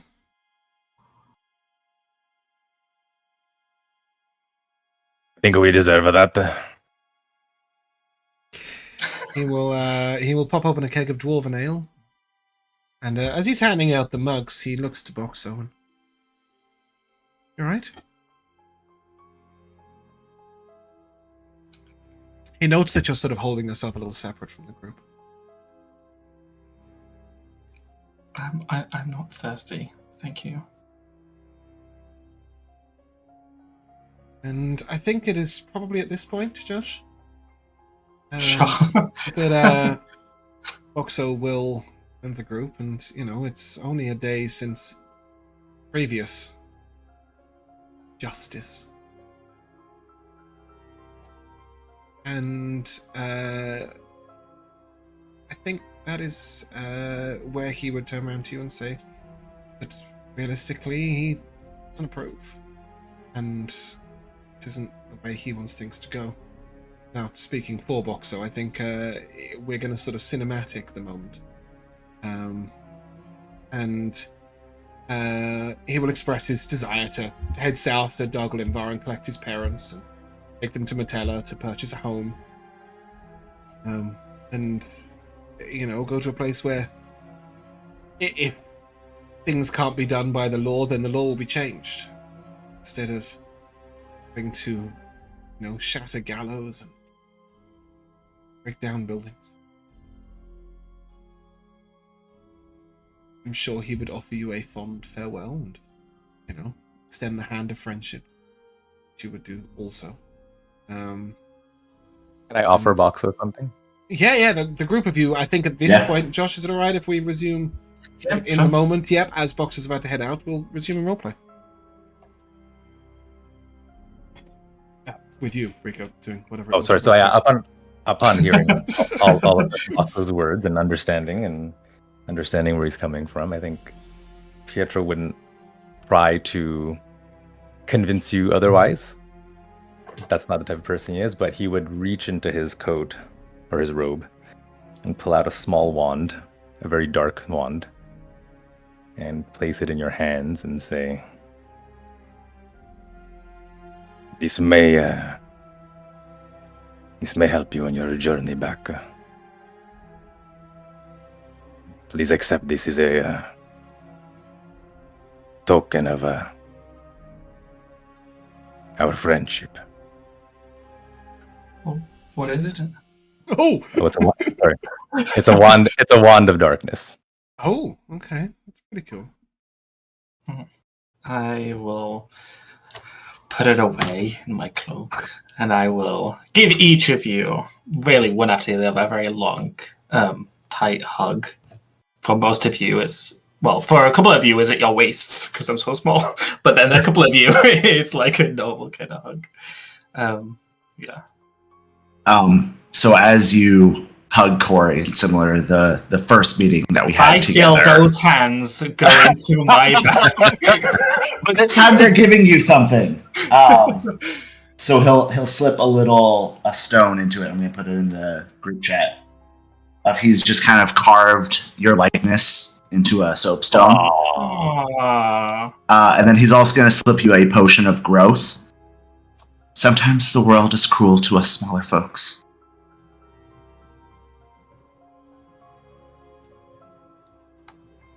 Yeah, I give a very tight hug to Corrie. So cute. It is very cute. Yeah. Although, if the hug happens, and Vel'zekiss is fine with it, but there would be a moment, too, where he sort of just says, "But I would shake your hand from a distance, but I'm afraid I might choke the life out of you." Because he's always teleporting his hand and grabbing people. But I think it should be clear by now there's nothing I respect more than someone walking away from a situation they're not happy with. May you find a better one. Thank you, Vel. I'll give you a tight hug, even if you don't fully give it back. It's a little awkward, but it's okay. So, which city are you going to? He will eventually wind up in Metella, but first of all to Dargle. In Metella. Okay. I'm gonna crouch down, so you give me a hug, face to face, and I hug you more tightly than you hug me. It's very easy. He's got 6 strength, so please don't paralyze him. Gently. You take 2 damage. Yeah, exactly. And I go,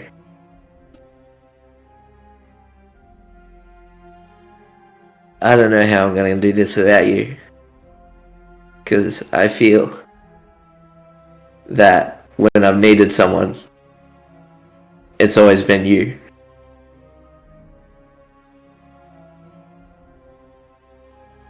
And this is a scary world out there. And I've relied on this a lot to keep me safe, to keep us safe. And I want you to have it now. And I'm going to give him the scimitar with the jewel in it. Damn. The Scimitar of Defense? The scimitar that explodes people with all your D10s. Oh my god. Yeah. That new axe. Because I need it. He doesn't know yet. Jack has no. No, it's concept not. of the But axes. I've outgrown it. I feel. I don't want to just constantly rely on that because I feel it's He's headed to a dungeon. He knows he's going to need his hit die to short rest. That's where it's at. Yeah. Well, what about a gift for a gift? Just because I won't be there to help or protect you doesn't mean that this can't. And I'm going to take off my Chromakov sling that's like a bandana around his arm, and he's going to place it like a bandana over your forehead. Oh, cool. Yeah. It's a slumbering item, so it'll grow with you. And it'll give you a resistance to an element. Oh, yeah, sweet. I'll take a resistance. Yeah. What's the most common one? Is it fire or poison? You'll want Chromacloth Well, you can either take the sling, slumbering, or you can take the red, yellow, green, or blue, whichever you prefer. Fire, lightning, poison, or cold. Technically, it's all 4. Oh, fire, lightning, poison. So you can do all 4. So if you just add all 4, you can switch them about as you wish. The chroma cloth changes color. It was just easier to make 4 items than to try and make it do one thing or another. Yeah. And with that, obviously, if Boxxo is carrying anything that is relevant to our missions and not his, we demand it back. I don't think there is anything. Like if the seed stone, he was carrying that, but I guess that's over. No, I mean, I think the only thing that maybe is a little groupish is those chalices, but I'm sure Boxxo will take his and remember the group. His chalice. So, as he sets off out into the sunshine, on his mission to the south, he's got a 900-mile round trip, and half of it's going to involve bringing a somewhat older couple all the way up to the north. So from the desert as well. Yeah, it's going to be a little bit of a journey for him, but it isn't all that long before somebody else pops their head into the tavern. A figure you recognize immediately. Josh, please describe your character as that Paragon you rescued from the execution wanders in. And in my head, he goes, "Whoa, close call!" Grabs an ale, but I don't know. It's up to you, Josh. How does his entrance seem? Yeah, I mean, I think he does probably enter pretty rambunctiously. Let me share his art with you guys. I've done it already. Oh, you've done it. Oh, okay, perfect. Oh, does that I think that I need to do that, then reping it. There you go. There it is. Like the bio. Yes, there he is. Yeah, so he's this he looks like a very happy-go-lucky Harangon. He's got this pale orange fur and then has like a tuft of pale purple fur on his head, and the tips of his ears are also the same kind of lilac-y purple. And yeah, he probably enters pretty nonchalantly. And would probably approach the bar and ask for an ale. The dwarf sort of looks you up and down and... Yeah, why not? Knowing that you've just escaped execution. And we will take a short break. Be right back.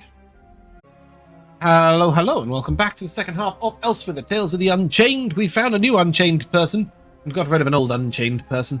And thus Boxxo becometh Fenric the Swift. Fenric the Swift is a Harangon rogue, and I'm sure we will learn more about him, well, pretty much now. As this Harangon comes and sits himself down next to the rest of you, he will inevitably recognize Toothy, and Toothy will recognize him, and I'll hand over to you guys to make a mess of this situation. I mean, I wouldn't sit down straight away. I mean, once I've got my ale, I would then like turn around and then seeing Toothy would kind of like head over with a bit of almost at a skip. He's just kind of like bouncing towards you. And he kind of like, not hard, but kind of like slaps his hand on your shoulder, Toothy, and says, "You were the one who saved me. Right? Yeah. You alright? Yeah, I'm great now. Well met, friend. What? I mean, I owe you a great debt. No one in that situation owes anyone. Well, I mean, I was about to be beheaded and you gave me an opportunity to get away. I think I owe you something. Please. Buy us around the bed. Very well. Ale for everyone? The dwarf looks around to you and we're paying.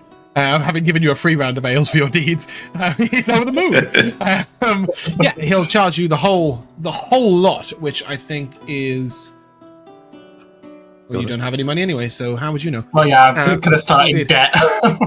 You will indeed start in debt. It's a single silver piece. I'm sure you'll be fine. But yeah, great dwarven ale. As you get around, he sort of... Well, I don't mean to be rude, but you're on the gallows only a few moments ago, as I'm sure you're discussing. I've got a quiet side room. A couple of the boys use it to, frankly, to plan their no good riots, but needless to say, Yannick's probably spending at least a night in jail, so you might as well use it. He'll gesture over to this quiet sort of extra room. That looks a bit like a storage room, but when you go in, you find actually it's just a well-appointed room with a round table. Wonderful. Come on, friends. And I will start heading towards the room.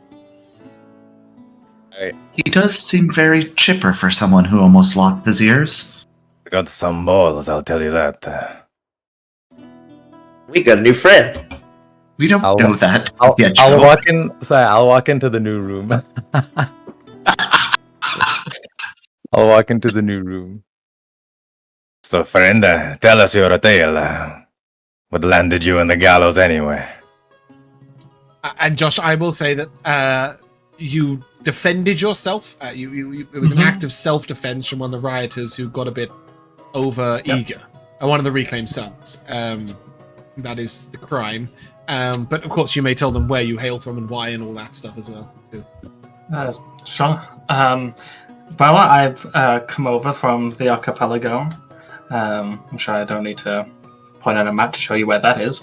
I got a bit of a name for myself over there, and thought, well, the war's finished over here. The people need someone more than ever. So I came on over and happened upon this town, and I guess I just kind of got mixed up in the sauce. Indeed, it seems like this town is ready to explode at any moment, and any new variables or new people walking in might set things off in unexpected ways. Yeah, you speak truth. I wonder if I also speak Draconic. Me too. We shall anything You don't. Neither of you speaks Draconic, remember? You know things about dragons or the Dragonborn, whichever one of those you chose to specialize in at the time, and a few little words. Neither one of you speaks Draconic at all. Fine, then I will say me too in Draconic and hope he doesn't say anything else in Draconic, because I won't understand. Those are the two words you know, are they? Me too. I'm supposed to know Draconic. Do I really or do I not? I can't remember. You would know the version of Draconic that Lizardfolk speak. Well, maybe you would, maybe you wouldn't, actually. That's kind of up to you how much you picked up. You seem to utter a lot of it for somebody who doesn't speak it when you cast your spell, so I would assume you know something. Not particularly conversational. I think it's a version of Draconic. It's the Lizardfolk tongue. I don't think your language will necessarily translate to a silver dragon and vice versa. Sure. So, what are you, fine men doing in this town? Are you hoping to join the riots or fight against them or get the hell out of Dodge? Is Dodge? Is the town back home, forgive me. Oh, okay. Put it in the archipelago. Yeah, you gotta put it in there now, James. Yep, I'll put it on the map. No, there is no Dodge.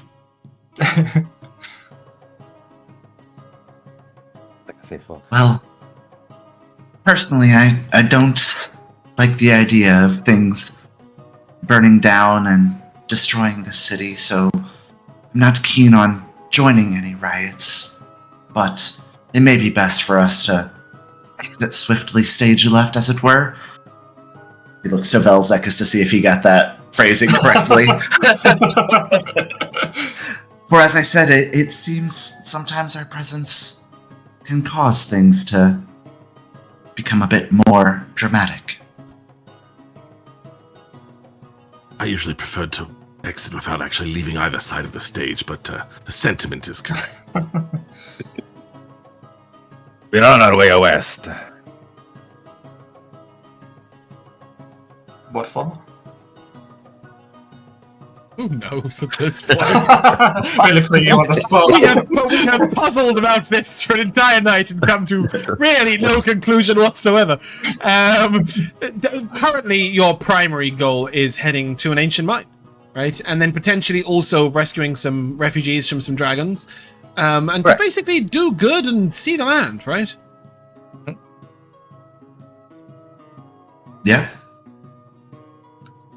I did promise this one here, and I point to Corrie.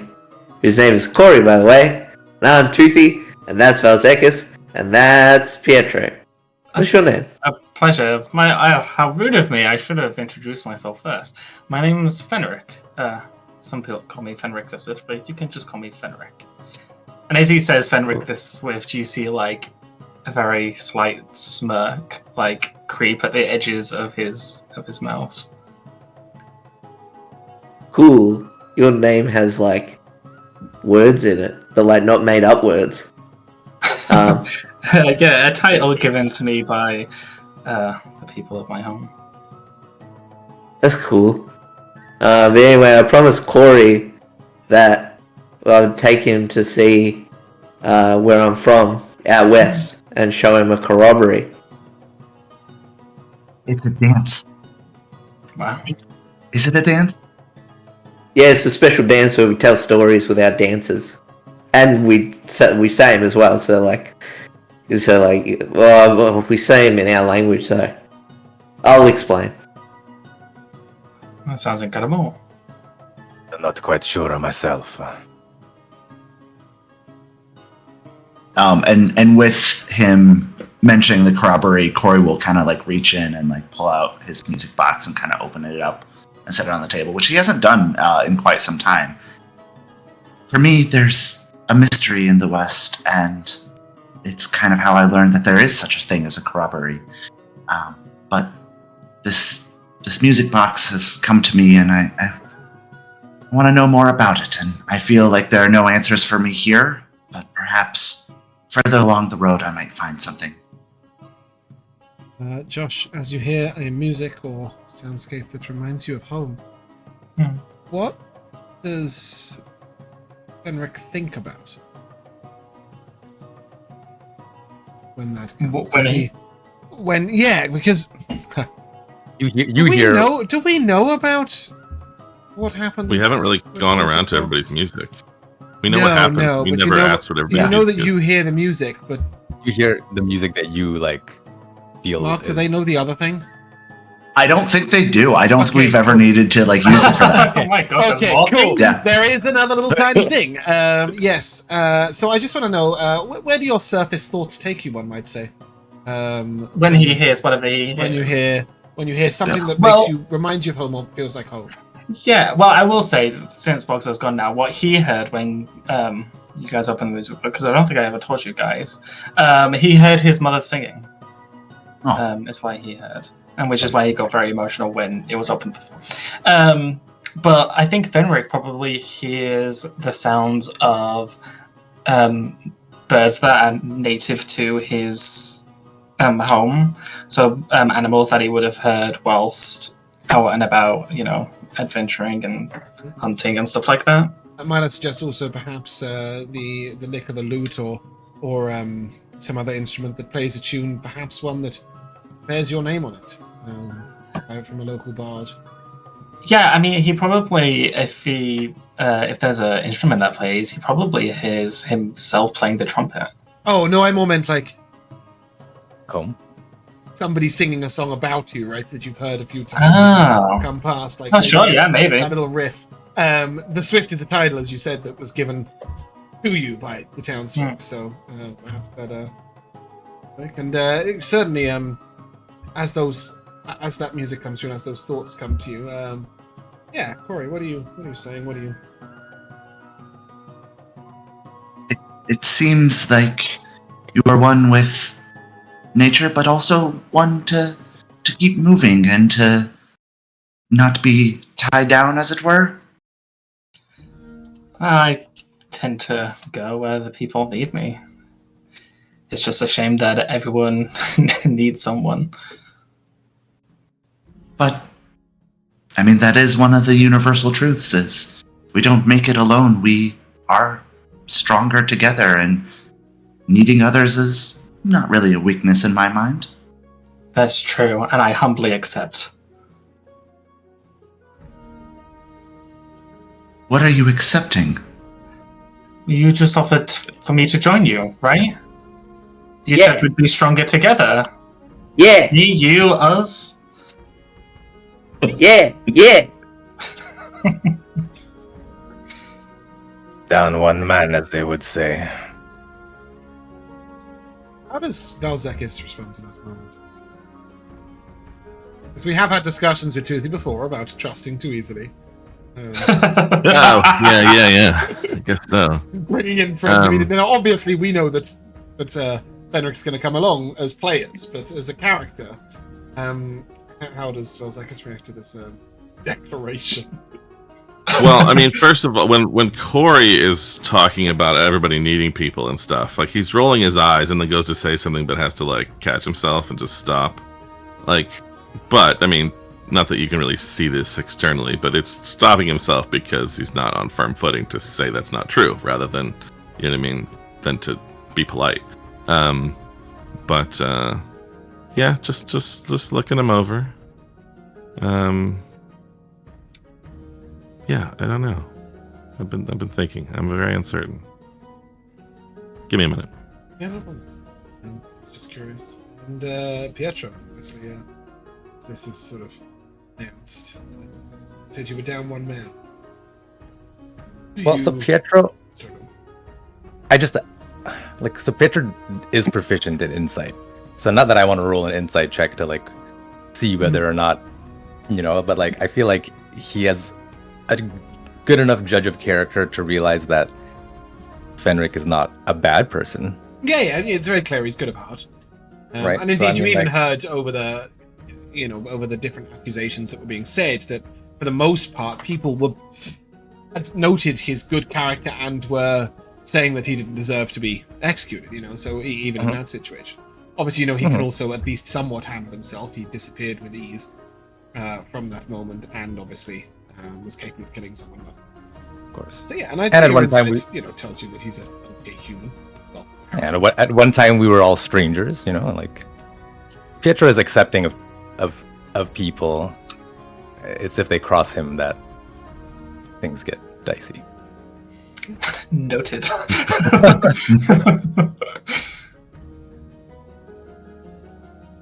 Well, what are your skills? Well, I am a fierce shot with a bow. I'm capable at hand-to-hand combat, at least well enough to hold my own. And I'm very good at keeping out of sight if need be. Into the boxes. I will say to the rest of the group.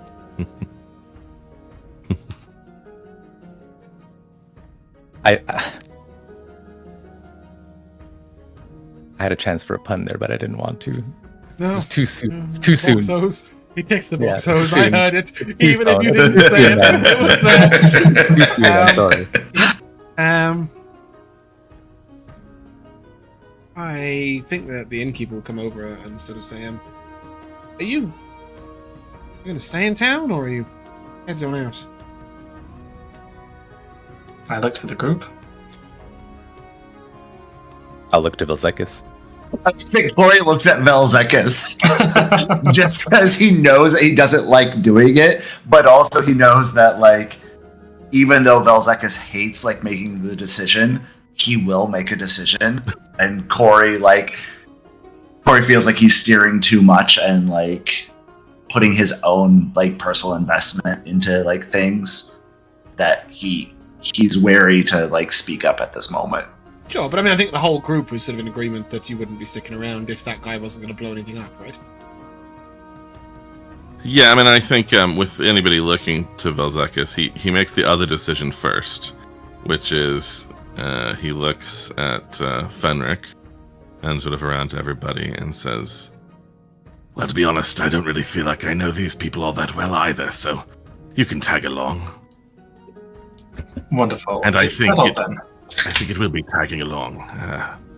As everyone seemed to say moments ago, our presence in the town may have been more disruptive than anything, and so I think it's as good a reason as any to move on.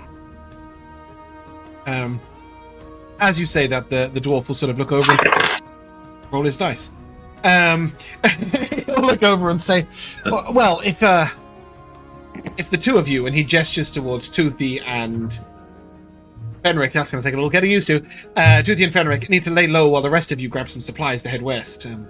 You're more than welcome to shelter here. And I think we're probably going to cut early at that point. I'm really looking forward to the roleplay where you pop up a tower out of nowhere and Fenric has to admire it, and then and I'm also really looking forward to the roleplay where we discuss who gets Boxxo's bedroom, but probably Vel'zekiss if we're being honest. But yes, I think that would be a good moment to maneuver over to MVPs. I'm going to do this in session just while I remember.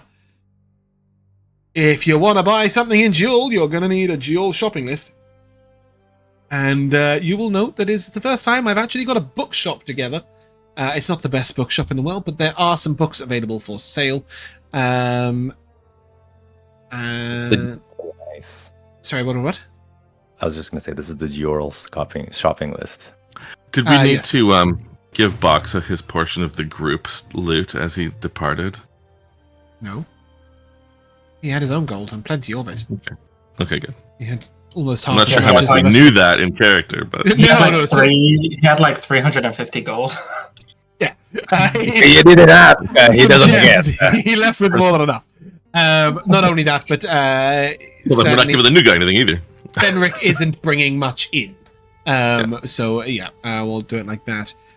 So yeah, I've shared the dual shopping list, I think. Did I do that? Yep. Yeah. Which includes your first bookstore, which includes Eamon's Travels, which could be of use. But yes, as you guys prepare to go, let's move to time of tradition of MVPs. There was a series of cooking puns, I think all unintentional, regarding this Harangon that had joined the group. Somebody mentioned being slightly undercooked. And somebody else mentioned being lost. I think Josh said he was lost in a sauce. And I was just looking down my tavern menu, noting that they serve rabbit stew. And having my own little private laugh. I also really enjoyed Vel'zekiss turning back after Rico had said to Toothy, "Don't cause any more trouble," going, "Are we causing any more trouble?" Which I really enjoyed. I didn't hear that. But yeah, we will pass over the MVP to, I think we'll start with Josh. Sure. I think mine probably goes to the goodbyes with everyone. I think they were all very heartfelt and sweet, and yeah, I really enjoyed them. Also, a little nod to James getting Fenric out, like, because he's got an item where if he's in dim light or darkness, he can teleport. So having the thing fall over him so that the shadow gives him dim light to teleport away was just like, it was really, really great. Thanks. I was really, really glad that Toothy threw a weapon from range, because if Toothy had have stepped onto the gallows and swung, I have no idea how I would have manufactured it. So I was very pleased. Jack. Yeah, the goodbyes were good. It was probably Toothy's conversation with Corrie about the temples and that, and the Mark really put it in a way that I think Toothy could grasp. Yeah. The whole stuff, because like I'm really excited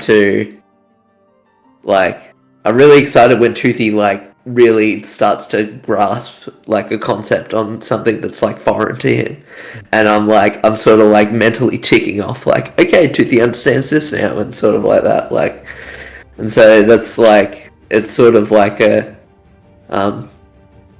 player goal rather than a Toothy goal.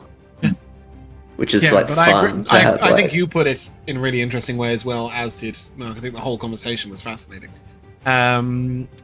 Joe. So, sometimes the things that are really enjoyable for you are things that kind of, like, it's a game of imagination, so they're happening in your own mind. And so my stuff that I really enjoyed was kind of off-screen, so to speak. First of all, that, in coming into, or bringing in the new character, we had a chat by text about some things that our characters were thinking and our approaches to things. And I enjoyed seeing everybody kind of sort of refreshedly layer some of those things in without being too horribly overwrought about it. But you know me, I like places. You didn't describe it too heavily, I don't think, but just with the image. I love any town in real life or in fiction that is like a thin town in like a valley around a stream. And so then, whether that was completely accurate or not, me, the whole scenario for me was, okay, I need to be ready to vortex warp people far enough away that they can actually get away. Mm-hmm. Right? Never came up. Didn't matter because we wouldn't let Jack do his thing and whatever. And so good. But that town really, so again, this is all in my head, but I'm imagining the whole time going, like, I'm saying at street crossings so that I can see what's going on in the square and see way up the hill out the side of town, down this alley. You know what I mean? So it was a beautiful experience for me, but it just didn't come out loud. And you have very accurately, I mean, the square is the only exception to every building hugs the river, except for the square, which is behind the main town, and the Vizier's house and the guard building and the jail, which sort of make around this square from the main tavern. So it sort of is like this little tiny ripping to the river, because we're on the edge of an almost desert land at this point, and it's very hot. So they need the river. It is their livelihood. Everything comes down the river. And I thought, I was really pleased with the art when it came up. And that is very much the view I had in mind. And I'm glad the image portrayed that. Who is the Rico? The Rico. The Rico. So a couple of small roleplay things that I really liked were Josh with the quickness when he was mentioning what we should be doing and asking whether we should get out of dodge, and Toothy was just like, "What's dodge?" And before anyone could say anything, he was just like, "Oh, that's a town back home. Sorry." And I was like, "Oh, that was good. That was very nice." Yes, it's not, for what it's worth. Dirt Harbor's as close as it gets. But that's... the second one being Vel'zekiss saying, well, I don't really know these people all that well anyway. Either, so tag along. Yeah. But I think my real MVP for the session was just the situation, like at the gallows and with what was obviously our future teammate about to be executed, and sort of seeing everybody thinking, and like I know I was poring over my spell list saying, "Oh shit, I wish I prepared hold person or something," like, because otherwise I would have had to have like blown up the the gallows with like a shatter or hurt a lot of people except for the Harangun, who I didn't really even know anyway. So I'm really glad that Toothy did take the initiative and toss that hammer, because it obviously played out. Yeah, and I did, I hope that I sort of gave that indication a couple of times. I, Jack, what are you doing? Sort of, as opposed to in general, because this was originally meant to happen in a little tiny town where a cult is doing stuff by the lake. They're all relaxing by Lake Culver, and there was going to be an execution in Culver, and Toothy was going to stop it, and he'd get his axe at level 2. And I thought, surely a bunch of cultists actively recruiting in a tavern, there's no way they'll reject that. You did every other quest on the list and just went, we're going to leave. And then I was like, they got to Maztu, and I can't throw out the entire goblin incursion to Maztu. I was like, I'll just wait till we get to another small town. And then I was like, shit, it's a fucking mile away. So credit to Jack, who described this weapon to me in session 0, or prior to session 0, and has waited till, I don't know, episode 40 to get it. But hopefully it is worth it in the long run. Mark, your MVP. One, I'm just glad I wasn't the only one like poring over my spell book, like trying to like find solutions. So like when you're describing everybody like around it, I'm like, okay, how high of a level do I have to cast command? Am I telling them to like run away, drop their weapons? No, I probably just want to pull them towards us so that we don't get anyone else hurt. But I think definitely like my MVP was Toothy running around invisible. Of like, he's not like, you know, fleeing towards safety or something. He's like checking in with the old mayor. He's like, what do you need from me? And the mayor's like, I just need you to go. Like, you're really like antagonizing the situation. I want But to also point you out, can I go take care of saved those my guards. MVP, my true MVP, which was, it's me, the cat. I didn't want to steal it from one of you. What do you because need? It's Yeah. me, the cat. What do you need? And Yeah. Josh posting the Dr. Zeus at the same time, which I was fucking lost. It was beautiful. Yeah. Sorry to interrupt you, Mark, but yes. No. And then it was just like him showing up to the Black Dragonborn of like, I'm right here, and then just punching him from Post him out, invisibility. yeah. Get rid of those silly administrators. Yeah, no, I agree. I think it was all super fun. For stopping the execution, you get 150 experience points. And you got 50 experience points for delivering the constellation. No, delivering the temple. Don't deliver the entire pantheon. So 200 in total for today. Fantastic. Yeah, I just I think you guys did really well. Obviously it might have felt a little too easy. Getting the town to turn. I hope that I painted the picture that the town was so on edge and everybody really was over the violence.